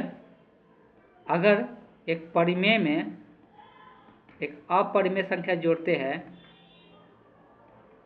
अपरिमेय संख्या जोड़ते हैं तो ये हमेशा अपरिमेय आएगा। इस बात को ध्यान में रखना है, ठीक। तो यहाँ से इसलिए ये क्या हो जाएगा, ये अपरिमेय संख्या हो जाएगा, तो ऑप्शन नहीं होगा। पूछा है कौन परिमेय होगा, इस 32 का रूट नहीं निकलता तो ये भी क्या होगा, अपरिमेय होगा। यहाँ पे देख सकते हैं 0 से 0 काट दे, 5 से काटेंगे, 5 का 10 बार में, तो √1/10 हो जाएगा। इसका भी रूट नहीं निकलेगा 10 का, इसलिए ये भी क्या हो जाएगा, अपरिमेय हो जाएगा। यहाँ पर दिख रहा है 1 का रूट 1 हो जाएगा, 144 का रूट 12 हो जाएगा, तो ये निकल जाएगा। तो ये क्या बन गया, परिमेय संख्या बन गया। ध्यान में रहेगा। चलिए चलते हैं नेक्स्ट क्वेश्चन देखते हैं। आगे दिया है 8 के पावर 0 × 2 के पावर 0। किसी का पावर 0 होता है उसका मान कितना हो जाता है, 1। किसी का पावर 0 उसका मान 1, 1 में 1 से गुना होगा, 1 ही रह जाएगा। तो क्या हो जाएगा, option be the correct option हो जाएगा। इनमें से कौन सा परिमेय संख्या है, तो ये आपके लिए होमवर्क है, ये अपने से करना है, ठीक है। चलिए चलते हैं नेक्स्ट क्वेश्चन देखते हैं। निम्नलिखित में से कौन सा, अब इस टाइप का क्वेश्चन बहुत सारा बता दिए, इसलिए कुछ क्वेश्चन तो आप अपने से अब करना है। हाँ, यहाँ एक नया ऑप्शन है, तो यहाँ बता देते हैं। जब भी संख्या के ऊपर, यहाँ पर ध्यान दे, जब भी संख्या के ऊपर बार दे दे 2 अंक पर या 3 अंक पर, वो हमेशा कौन सा संख्या होता है, तो हमेशा परिमेय संख्या होता है। इस बात को ध्यान में रखना है। तो ये परिमेय संख्या है, ठीक। लेकिन पूछा है अपरिमेय कौन सा इसमें है, तो इसको अपने से बनाना है। इसमें कौन सा अपरिमेय संख्या है, यहाँ पर दिख रहा है कि ये एक अपरिमेय संख्या, इसमें परिमेय संख्या जोड़ेंगे तो ये अपरिमेय ही होगा, लेकिन अपरिमेय नहीं पूछा है। यहाँ पे क्या होगा, दशमलव में आएगा, तो ये √3 एक अपरिमेय संख्या, इसमें 2 में से घटाएंगे तो फिर भी क्या होगा, एक पर अपरिमेय ही रहेगा। जोड़ेंगे या घटाएंगे फिर भी क्या रहेगा, अपर में ही रहेगा। इसका भी रूट नहीं निकलेगा, ये भी अपर में रहेगा। लेकिन इसमें क्या होगा, इसका 12 का रूट नहीं निकलेगा, लेकिन 12 में से 2 बाहर निकलेगा। 12 में से क्या होगा, इसलिए 2 गुने 3 लिख सकते हैं। तो 12 में से 2 बाहर निकलेगा, इसको 2√3 लिख सकते हैं। बटे में क्या है, √3 है, ये कट जाएगा, कट कर क्या बचा 2, इसलिए क्या बन जाएगा, ये परिमेय बन जाएगा। पूछा है कौन अपरिमेय नहीं है, तो यही एक क्या है जो कि अपरिमेय नहीं है। सब टाइप का बहुत सारा क्वेश्चन इसमें दिया है। ये है अपरिमेय संख्या, √7 का इसका रूट निकलेगा नहीं निकलेगा, तो अपरिमेय संख्या अपरिमेय संख्या जो रहती है ये क्या है, पूरा अपरिमेय हो गया। यहाँ पर देख सकते हैं 100 का रूट निकल जाएगा तो 10, और 100 का रूट 10 तो क्या हो गया, 20 हो गया। 20 क्या होता है, एक परिमेय संख्या होता है, परिमेय ही पूछा है, तो यही ऑप्शन सही हो जाएगा। प्रत्येक परिमेय संख्या होती है, प्रत्येक परिमेय संख्या क्या होता है, एक प्राकृतिक संख्या, एक वास्तविक। देखिए परिमेय संख्या जो होता है ना, वो क्या होता है, वास्तविक संख्या होता है, ना कि पूर्ण संख्या, प्राकृतिक संख्या ये नहीं होता है। क्या होता है, एक वास्तविक संख्या। वास्तविक संख्या ही 2 प्रकार का होता है, जो कि हम लोग पढ़ते हैं कि वास्तविक संख्या। लेकिन यहाँ पर पूछा है प्रत्येक परिमेय संख्या, प्रत्येक मतलब हर एक परिमेय संख्या जो होगा वो क्या होगा, वास्तविक संख्या होगा। इसलिए कि अगर 2/3 लिखा हुआ है तो ये प्राकृतिक संख्या भी नहीं होगा, पूर्ण भी नहीं होगा, पूर्णांक भी नहीं होगा, ये क्या वास्तविक संख्या होगा। इसलिए कि वास्तविक संख्या ही 2 प्रकार के होते हैं, परिमेय संख्या और दूसरा जो होता है अपरिमेय होता है, दूसरा होता है अपरिमेय। ये ध्यान में रखना है। तो प्रत्येक परिमेय संख्या क्या कहलाएगा, वास्तविक संख्या कहलाएगा। तो option D the correct option हो जाएगा। अब 7/22 को अपरिमेय नहीं बोल देना है, ये क्या है, परिमेय है। इसलिए कि P/Q के रूप में है, P और Q क्या है, पूर्णांक है, तो ये परिमेय संख्या होगा, अपरिमेय नहीं। हाँ पाई पूछे तब जाए क्या होगा, वो अपरिमेय संख्या होगा। इसलिए पाई का लगभग मान 22/7 होता है, इसलिए पाई 22/7 क्या हो जा रहा है, परिमेय हो जा रहा है। लेकिन पाई पूछेगा तो क्या होगा, अपरिमेय होगा। इस बात को ध्यान में रखना है। अब यहाँ पूछा है कि ये परिमेय होगा कि नहीं होगा, तो वही है 81 का रूट कितना होता है, 9। तो 9 ये क्या हो जाएगा, 2। ये P/Q के रूप में लिखा गया, और P और Q क्या है, पूर्णांक है, तो ये क्या हो गया, परिमेय संख्या हो गया। वो सिंपल है। एक परिमेय संख्या और एक अपरिमेय संख्या का योग अभी थोड़ा देर पहले ही लिखे थे, याद होगा कि जब एक परिमेय संख्या को एक अपरिमेय संख्या के साथ जोड़ते तो हमेशा क्या आता है, अपरिमेय संख्या आता है। क्या आता है, अपरिमेय संख्या। Option be the correct option हो जाएगा। निम्नलिखित में से कौन सा परिमेय संख्या, तो इसका पहले जोड़ कर देखना पड़ेगा कि रूट किसका निकल रहा है। तो 64 में 36 जोड़ेंगे क्या आएगा, 100 आएगा। 100 का रूट सभी को पता है 10 आता है, तो ये बन गया परिमेय संख्या। 49 98 का रूट नहीं निकलता है, तो ये परिमेय संख्या नहीं होगा। 25 रूट 50 हो जाएगा, 50 का रूट नहीं निकलता है, इसलिए ये भी अपरिमेय हो जाएगा। 36 का होता है 72 होता है, 72 का कोई रूट नहीं निकलता है, इसलिए ये भी क्या हो जाएगा, अपरिमेय हो जाएगा। तो इस क्वेश्चन का जो करेक्ट ऑप्शन हो जाएगा, option A is the correct option हो जाएगा। अब यहाँ पर दिया है एक अपरिमेय संख्या है 2 + √3 है, दूसरा एक अपरिमेय, दोनों का गुणनफल क्या होगा, दोनों का गुणनफल परिमेय होगा कि अपरिमेय होगा। तो दोनों को गुणना करना है बेसिकली, तो गुणना करके चेक करते हैं। गुणना करने के लिए यहाँ पे एक चीज़ दिखाई दे रहा है कि a + b × a - b के ही फॉर्मूला पे जाएगा। a की जगह 3 है, b की जगह √3, तो इसका फॉर्मूला क्या होता है, a² - b² होता है। तो ये फार्मूला यूज करना है, तो यहाँ पर क्या हो जाएगा, 3 का स्क्वायर माइनस √5 के स्क्वायर हो जाएगा। 3 का स्क्वायर कितना होता है, 9, और रूट का स्क्वायर क्या हो जाता है, कट जाता है, तो क्या बचेगा 5, यहाँ कट के कितना आ गया, 4 आ गया। तो क्या देखने को मिल रहा है कि ये दोनों अपरिमेय संख्याओं का गुणनफल जो हो जा रहा है क्या बन जा रहा है, परिमेय संख्या बन जा रहा है। इसलिए इस क्वेश्चन का जो करेक्ट ऑप्शन होगा, option A the correct option हो जाएगा। अब यहाँ पे आ जाते हैं, ये कैसा संख्या है। तो यहाँ पर सबसे पहले 64 का रूट निकलेगा 8, यहाँ पर 81 का रूट निकलेगा 9, और यहाँ पर 16 का 4 और ये 3। तो ये दोनों को दोनों परिमेय है। जब भी 2 परिमेय संख्याओं को जोड़ेंगे हमेशा वो क्या मिलेगा, परिमेय ही मिलेगा। तो इतना सॉल्व करने की जरूरत नहीं है, ये दोनों परिमेय है, आप दोनों परिमेय संख्याओं का योग हमेशा परिमेय संख्या ही आएगा। 2 अपरिमेय संख्या दिया, फिर से वही क्वेश्चन पूछ लिया कि 2 अपरिमेय संख्या का गुणनफल पूछा है कि परिमेय होगा कि अपरिमेय होगा। यहाँ पर गुणा करके निकाल सकते हैं। यहाँ पर 3 + √6 का गुणा करना है, 3 - √5। ये a + b a × a - b पर नहीं आ पाएगा, इसलिए कि यहाँ पर b की जगह यहाँ पर √5 दे दिया, यहाँ पर अलग दे दिया, √6 और √5 दे दिया है। तो इसको क्या करना है, गुना करना पड़ेगा हमको, तो गुना करके चेक कर सकते हैं, ऐसे भी पढ़ में आएगा नहीं। इसका गुना दोनों के साथ पहले होगा, ये तो पता ही होगा, तो 3 में 3 से गुना होगा 9, यहाँ पे प्लस यहाँ पे माइनस, था प्लस माइनस माइनस 3√5 हो जाएगा। अब इसमें इससे होगा तो क्या हो जाएगा 3√6 हो जाएगा, और फिर इसमें इससे होगा तो यहाँ प्लस माइनस माइनस √5 और √6 दोनों को एक साथ लिख सकते हैं, √5 × √6। तो ये तो कटेगा नहीं, रूट में रहेगा या रूट का मान निकलेगा नहीं, तो इसलिए ये पूरा संख्या ही क्या बन जाएगा, अपरिमेय हो जाएगा। इसलिए इस क्वेश्चन का जो करेक्ट ऑप्शन हो जाएगा वो अपरिमेय हो जाएगा। क्लियर है? चलिए चलते हैं नेक्स्ट क्वेश्चन देखते हैं। इस टाइप का क्वेश्चन एक बता चुके हैं पहले भी कि जब दोनों के दोनों दो चीज़ें रूट में है तो इसको एक इकट्ठा रूट में लिख सकते हैं, मतलब एक ही रूट के अंदर लिख सकते हैं, 10 × 15 कर सकते हैं। इसको दोनों का गुणनखंड कर दो, 10 को लिख सकते हैं 2 गुने, ये सेम रिपीट क्वेश्चन है, ये पहले भी पूछा हुआ है। इसको लिख सकते हैं 3 × 5, 2 को 5 से 1 को 5 बाहर निकल जाएगा, 2 और 3 नहीं निकलेगा तो उसका गुना हो जाएगा 6। ये क्या मिला है, दोनों का गुणनफल एक अपरिमेय संख्या हो रहा है, दोनों का गुणनफल क्या हो रहा है, एक अपरिमेय संख्या हो रहा है। ठीक, इसलिए इस क्वेश्चन का जो करेक्ट ऑप्शन हो जाएगा ऑप्शन बी हो जाएगा। अगला क्वेश्चन देखते हैं। इस टाइप का क्वेश्चन एक बार और आ चुका है, ये रिपीट शायद किया हुआ है। यहाँ पर देख सकते हैं जब दशमलव के बाद कोई एक सेम नंबर रिपीट नहीं होगा, जब कोई एक सेम नंबर रिपीट नहीं होगा तो उस केस में एक कैसा संख्या होता है, अपरिमेय संख्या होता है। कैसा संख्या होता है, अपरिमेय संख्या होता है। इस बात को ध्यान में, यहाँ पर देख सकते हैं ये 1 13 है, फिर 11 31 दिया है, 113 दिया हुआ है, फिर यहाँ पर अगला दिया हुआ है, तो कोई चीज़ सेम चीज़ रिपीट नहीं कर रहा है, इसलिए कैसा कहलाएगा, ये अपरिमेय संख्या जैसा कहलाएगा। तो इस क्वेश्चन का ऑप्शन जो होगा option be the correct option हो जाएगा। आगे दिया है एक परिमेय संख्या एक अपरिमेय संख्या गुणनफल कैसी हो सकती है। ये चीज़ हम पहले भी शायद बता चुके हैं कि जब भी एक परिमेय संख्या एक अपरिमेय संख्या गुणा करेंगे तो क्या होता है, तो ये अपरिमेय संख्या होता है, हमेशा इस बात को ध्यान में रखना है। अब यहाँ पर इसको P/Q के रूप में चेंज करना। अभी थोड़ा देर पहले बताया था कि P/Q के रूप में कैसे चेंज करेंगे। सबसे पहले क्या करते हैं, मान लेते हैं जो भी दिया रहेगा।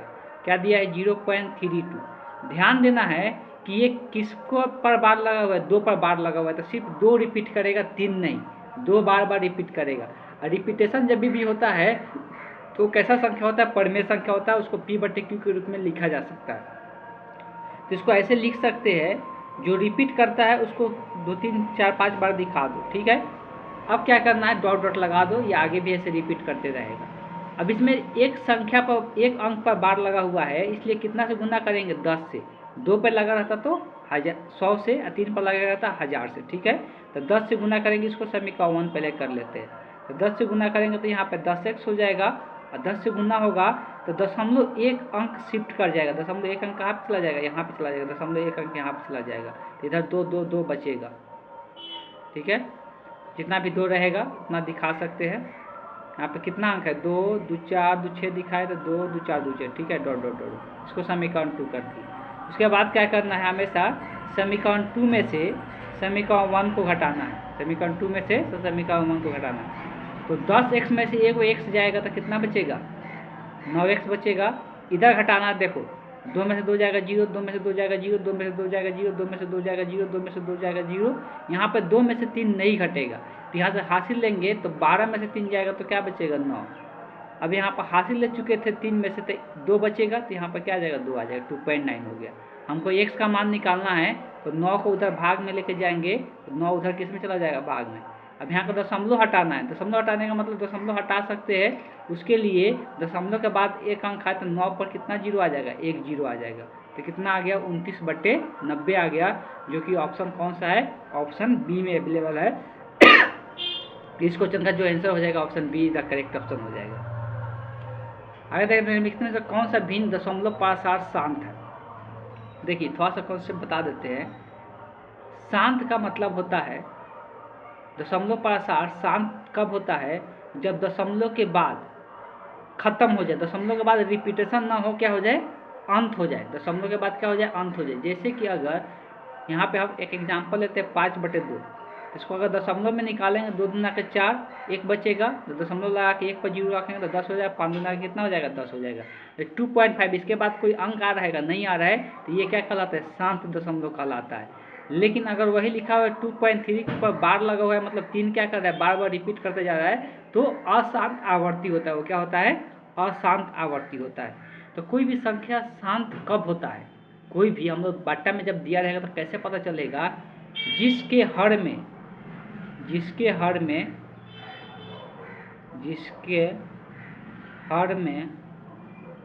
2 के पावर m 5 के पावर n रहे, या 2 के पावर सिर्फ m रहे, या 5 के पावर n रहे, इसमें से कोई भी पैटर्न अगर दिखेगा हर में, तो वो संख्या हमेशा क्या होता है, शांत दशमलव होता है। उसका कैसा दशमलव होता है, शांत दशमलव होता है। हाँ, लेकिन ये कब चेक करना है, जब ऊपर में यहाँ पर कैंसल आउट पहले कर लेना है, कोई कटने वाला तो नहीं है, पहले कटने वाला है तो काट लेना है। देखिए 11 यहाँ पर 700 दिया है तो कटने वाला नहीं है, पहला ऑप्शन अगर लेते हैं तो 11/700 दिया हुआ है। 700 का गुणनखंड लिखेंगे तो 700 का गुणनखंड क्या आएगा, उसको गुणनखंड के रूप में चेक करेंगे। तो देखिए 700 का जब गुणनखंड लिखेंगे तो क्या आएगा, 7 गुने 100 इसको लिख सकते हैं, 100 में 7 से गुना करेंगे। और 100 को क्या लिख सकते हैं, 100 को लिख सकते हैं 2 गुने 5 गुने, तो 2 गुने 2 कर दो, 5 गुने 5।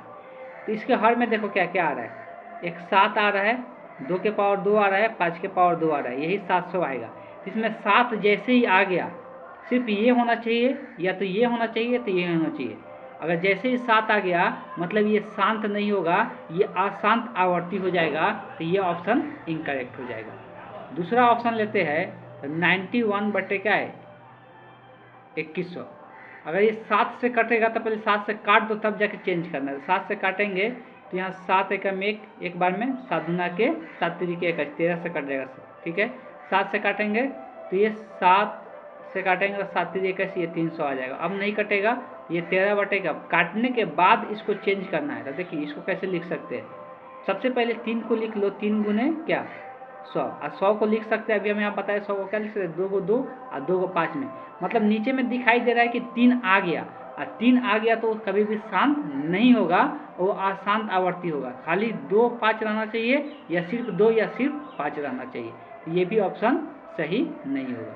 अब यहाँ पर दिख रहा है कि 3 के पावर 7 है, यहाँ पर भी 7 नीचे में दिख रहा है, लेकिन कैंसल आउट करने के बाद चेक करना है कि यहाँ पे क्या बच रहा है नीचे में। तो देखिए 3 को 7 है ना, तो ये जो होता है 243, ये 3 को 7 के गुने के बराबर होता है, मतलब 7 गुने 7 गुने 7, इसी का मान कितना होता है 343 होता है। मतलब ये इससे क्या हो जाएगा, कट जाएगा, ये बचेगा 1/2 के पावर 3 5 के पावर 3। तो अब नीचे में सिर्फ क्या दिख रहा है, सिर्फ 2 और 5 का गुणनफल दिख रहा है, उसका कुछ घात दिख रहा है, मतलब ये क्या बन जाएगा, शांत बन जाएगा, शांत दशमलव। तो यही इस क्वेश्चन का क्या हो जाएगा, आंसर हो जाएगा। यही याद रखना है शांत के लिए, नीचे में इसी में से कोई ना कोई सिर्फ होना चाहिए, लेकिन कैंसल आउट करने के बाद इस बात को ध्यान में रखना है। किसका दशमलव पासा शांत है, फिर से वही क्वेश्चन पूछ दिया। यहाँ साफ साफ दिख रहा है कि नीचे में 8 है, 8 को लिख सकते 2 के पावर 3, तो ये 2 के पावर 3 में आ गया, मतलब यही क्या हो गया, शांत हो गया। इसमें ये 3 गुने 5 होगा, नीचे में 3 आ जा रहा है, तो फिर भी एक कट जाएगा। क्या पूछा है, किसका दशमलव पासा शांत होगा, ये क्वेश्चन गलत शायद पूछ दिया है, एक मिनट चेक कर लेते हैं। 6/15 है ना, इसको 6 पहले कट रहा है तो इसको काटो, 3 से 2 मरतबे, ये 3 से 5 मरतबे, तो क्या आ गया 2/5। ये भी दशमलव पासा शांत होगा, ये भी आंसर होगा ऑप्शन का। अब ये क्वेश्चन लेने में मिस्टेक किया हुआ है, बस इस बात को समझ जाए, ये भी इस क्वेश्चन का आंसर हो जाएगा। ये नहीं होगा इसलिए नीचे में 7 आएगा, ये भी शायद नहीं होगा, तो ये दोनों ऑप्शन इसका सही हो जाएगा, इस बात को ध्यान में रखना है। सिर्फ ये नहीं होगा, काटने के बाद देखा जाता है कि शांत होगा कि नीचे में 5 आ रहा है कि नहीं, सिर्फ 5 या 2 या 2 के पावर 5 या 3 के पावर 5 के पावर 5 और 2 ही होना चाहिए नीचे में, बस इस बात को ध्यान में रखना है शांत होने के लिए।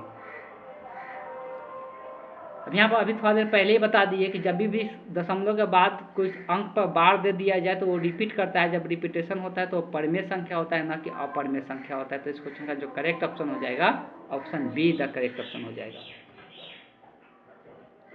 अब ये पूछा है कि इसका दशमलव पासा इसमें से क्या होगा, तो इसमें डायरेक्ट नहीं निकाल सकते, ये शायद 7/90 हो सकता है। इसको निकालने के लिए अभी क्या करना पड़ेगा, अभी तुरंत बताए थे कि मान लेना है, लेट कर लेना है, x बराबर 0.72 पर बार है, बार का मतलब क्या आता है कि ये बार बार रिपीट करना है। इसको बीट से एक बार लिख लेते हैं, 7 7 7 7 7। ये ऐसे क्या करेगा, रिपीटेशन करते रहेगा। एक के ऊपर बार है, एक अंक के ऊपर बार है तो कितना से गुना करने के लिए बता रहे हैं बार बार कि 10 से गुना करना है। 2 के ऊपर बार रहेगा तो 100 से गुना करना है, 10 1 से गुना हो जाएगा। और 10 से गुना होगा तो 1 ये इधर शिफ्ट कर जाएगा तो ये आ जाएगा 7.7777777। अब इसमें एक्स्ट्रा एक 7 लिख दे, कोई ऐसा नहीं सोचेगा ये 7 कहाँ से, ये अंत नहीं है इसका, ये आते रहेगा। अब घटा देना है दूसरे में से क्या करना है, पहले घटाना है। तो ये 10 में से एगो चला जाएगा तो 9x बचेगा। ऐसा देख सकते हैं ये पूरा इससे ये क्या हो जाएगा, कट जाएगा और 7 में 0 घटेगा, 7 ही बच जाएगा। तो x बराबर कितना आ गया, 7/9 हो गया। तो इस क्वेश्चन का जो करेक्ट आंसर हो गया option A is the correct option हो गया। निम्नलिखित में कौन सा दशमलव पासा अशांत है, ये शांत नहीं पूछा, अशांत है। तो जिसके अंत में 2 के पावर n और 5 के पावर n के रूप में रहे, या 2 के पावर सिर्फ m रहे या 5 के पावर n रहे, वो क्या होता है, प्रासार शांत होता है। और दूसरा जो होता है अशांत होता है। देखिए यहाँ पे ये कटने वाला नहीं है। 50 को क्या लिख सकते हैं, 2 गुने 5 के पावर 2, मतलब 5 5 25 25 दूना के 50। इसका मतलब ये हो गया, ये नीचे में 2 और 5 का गुणनफल है, मतलब ये क्या बन गया, ये शांत बन गया। यहाँ पर ये 243 दिया हुआ है, 243 किसी संख्या से कटेगा क्या, ये 3 से कटेगा। तो पहले काट लेते हैं। तो 3 से कटेगा 13 मरतबे, ये 3 से कटेगा 8 तरीके 24, 3 एकम को अब नहीं कटेगा। अब देखो ये 81 जो है, 81 को क्या लिख सकते हैं, 3 के पावर 4 का मान 81 होता है, मतलब 3 को 4 बार गुना करने पर 81 आता है। तो नीचे में 2 या 5 आ रहेगा, नहीं आ रहा है, मतलब यही क्या हो गया, अशांत हो गया। यही क्या हो गया, अशांत हो गया। ये तो अगला क्वेश्चन देखते हैं। ये सेम क्वेश्चन है और इस बार ये आपके लिए होमवर्क रहेगा, इसको अपने से बनाना है। दूसरा है कि निम्नलिखित में से किसका दशमलव पासार शांत है। तो ये बार बार बता दिए कि दशमलव पासार शांत कब होगा, जिसके हर में, जिसके डिनोमिनेटर में 2 के पावर m या 5 के पावर n ये रहे, दोनों में से दोनों को दोनों रह सकता है, या दोनों में से कोई एक रहे, 2 के पावर m रहे या 5 के पावर n कोई भी पूर्ण संख्या हो सकता है। ठीक है, अब यहाँ बात करते हैं। तो 81 क्या इस रूप में लिखा जा सकता है, 2 और 5 के रूप में लिखाएगा, नहीं लिखाएगा, मतलब ये क्या है, अशांत है। 41 लिखाएगा, ये भी नहीं लिखाएगा, मतलब अशांत है। 45 को क्या लिख सकते हैं, तो 45 को लिख सकते हैं 3 गुने 3, 3 तरीके 9 5 45, इसमें 3 आ जा रहा है, तो 3 आने के कारण ये भी क्या होगा, अशांत हो जाएगा। लेकिन यहाँ पे 80 दिख रहा है, तो 80 को क्या लिख सकते हैं, तो 80 जो है उसको लिख सकते 2 गुने 2 गुने 5, मतलब 2 गुना का 4 गुना का 8 गुना का 16, 16 5 कितना होगा, 80 होगा। तो ये लिखा जाएगा 2 के पावर 4 5 के पावर 1। तो ये इस रूप में आ गया। तो हर में अगर इस रूप में रहेगा, सिर्फ 2 और 5 रहेगा, तो हमेशा वो कैसा संख्या होगा, तो शांत दशमलव होगा। इसका दशमलव कैसा होगा, शांत होगा। शांत का मतलब पहले ही बता दिए, जब भाग देते हैं तो इसका अंत हो जाता है दशमलव के बाद, तो उसको शांत कहते हैं। जैसे कि अगर 10 में 3 से भाग करेंगे तो इसका अंत नहीं होगा, 3 तरीके 9, फिर 1 बचेगा, 1 पर 0 बैठेंगे, दशमलव आ गया, 3 तरीके 9, 3 तरीके 9, तो ये रिपीट करते जाएगा। तो इसको हम लोग अशांत आवर्ती के नाम से जानते हैं। तो 2 प्रकार के परिमेय संख्या देखने को मिलता है, एक शांत और एक अशांत। तो चलते हैं नेक्स्ट क्वेश्चन देखते हैं। यहाँ पर सेम क्वेश्चन पूछा है, कौन अशांत है, दशमलव पासार अशांत है। तो ये भी आपको होमवर्क के रूप में रहेगा, इसको आप बनाना है। इस टाइप का क्वेश्चन बहुत सारा बता दिए। अगला क्वेश्चन है कि 0.105 को इसके रूप में लिखेंगे तो क्या आएगा। ये अभी थोड़ा देर पहले ही इस टाइप का क्वेश्चन अभी थोड़ा देर पहले ही बताइए, ये सेम क्वेश्चन रिपीट किया है, तो आप देख सकते हैं कि इसका आंसर क्या आएगा। इसका आंसर शायद आया था ऑप्शन बी, 21/2 के पावर 3 5 के पावर 2 के रूप में आया था। अब इसको लिखना है इसके रूप में। चलिए इस क्वेश्चन को करते हैं। 0.67 को इसके रूप में लिखना है, तो सबसे पहले दशमलव हटाएंगे। दशमलव हटाने का तरीका क्या है कि दशमलव की जगह 1 लिख देते हैं, दशमलव के बाद जितना अंक रहता है उतना 0 लगा देते हैं। तो ये आ गया 67/100। पहले चेक कर लीजिए कटेगा क्या, नहीं कटेगा तो ऐसे ही रहने देंगे। 100 को आप चेंज करेंगे गुणनखंड के रूप में। 100 को अभी बार बार लिखते आ रहे हैं कि 100 को क्या लिख सकते, 2 गुने कितना, 2 गुना का 4 और क्या होगा, और 5 गुने 5, यही होगा ना। दूना का 4, 4 पचे 20, 20 पचे 100 हो जाएगा। तो 100 को ऐसे लिख सकते हैं, इसको हम लोग लिख सकते हैं 2 के पावर कितना 2 और 5 के पावर 2 हो गया। तो देख सकते हैं कौन सा ऑप्शन मैच कर रहा है, तो ये ऑप्शन बी में दिया हुआ है, तो यही इस क्वेश्चन का क्या हो जाएगा, करेक्ट ऑप्शन हो जाएगा। अगला यहाँ पर संख्या पूछा है कौन अपरिमेय संख्या है, तो इसके लिए बहुत सारा क्वेश्चन डिस्कस कर चुके हैं, तो आप इसको अपने से बना लीजिएगा। अगला है कि इसका सरलतम रूप क्या होगा, तो 0.3 है, 0.4 है। 0.3 का मतलब है कि 3 बार क्या है, रिपीटेशन कर रहा है, 3 बार क्या कर रहा है, रिपीटेशन। तो ये इसको पहले क्या करना पड़ेगा कि यहाँ से दशमलव यहाँ से हटाना पड़ेगा। तो इसको हम लोग हटाने का तरीका बता दिए, इसको डायरेक्ट भी लिख सकते हैं। ये किसका मान है, ये हम लोग लिख सकते हैं 0.3 कब आएगा, तो यहाँ से इसको x मानेंगे तो 0.3 को 3 अब एक के ऊपर बार है तो क्या बताए थे, कितना से गुना करने के लिए, 10 से गुना करने के लिए। जब 10 से गुना करेंगे तो ये 0.1 अंक इधर शिफ्ट कर जाएगा, यहाँ पर 3 हो जाएगा। उसके बाद क्या बोले थे, इसमें से इसको घटाने के लिए, तो यहाँ से घटेगा तो ये क्या आ जाएगा 9x आ जाएगा, और ये 3 में से 0 जाएगा तो 3 बचेगा, और बाकी ये कट जाएगा तो 3 ही रह जाएगा। तो x बराबर क्या आ जाएगा 3/9 हो जाएगा। तो देखिए यहाँ पे क्या आया, एक बार है तो 3/9 आया, तो इसका भी अब 0.3 का मान अब प्लस 0.4 का मान डायरेक्ट लिख सकते हैं। इसका मान कितना आया 3/9 आया, और इसका मान क्या आएगा 4/, सेम तरीका से 4/ कितना आएगा 9 आएगा। अब इसी को जोड़ देंगे तो ऊपर में का नीचे में समान होता है, तो ऊपर वाला डायरेक्ट जुड़ता है, तो 3 और 4 कितना हो जाएगा 7, तो 7/ कितना हो जाएगा 9 हो जाएगा। इस क्वेश्चन का जो करेक्ट ऑप्शन होगा option be the correct option हो जाएगा। इसको ये नहीं समझना है कि ये 0.3 है, ये क्या है 0.3333, ये रिपीटेशन कर रहा है, इसके ऊपर बार देने का मतलब होता है। ठीक, इसका भी सरलतम रूप निकालना है, तो इस प्रकार का क्वेश्चन भी बहुत बता दिए, तो आप इसको भी होमवर्क के रूप में इसको कंप्लीट कर सकते हैं। ये पूछा है कि कौन सा संख्या परिमेय संख्या है कि अपरिमेय संख्या है। सबसे पहले संख्या को लिखते हैं, अब ब्रैकेट को हटा देते हैं, ब्रैकेट का यहाँ पर कोई मतलब नहीं है। यहाँ पर माइनस साइन है तो इसको तोड़ेंगे, तो यहाँ पर क्या आएगा माइनस, और यहाँ पर प्लस माइनस, यहाँ पर भी साइन क्या आएगा माइनस का, तो -√5 हो जाएगा। फिर +1 -4√5।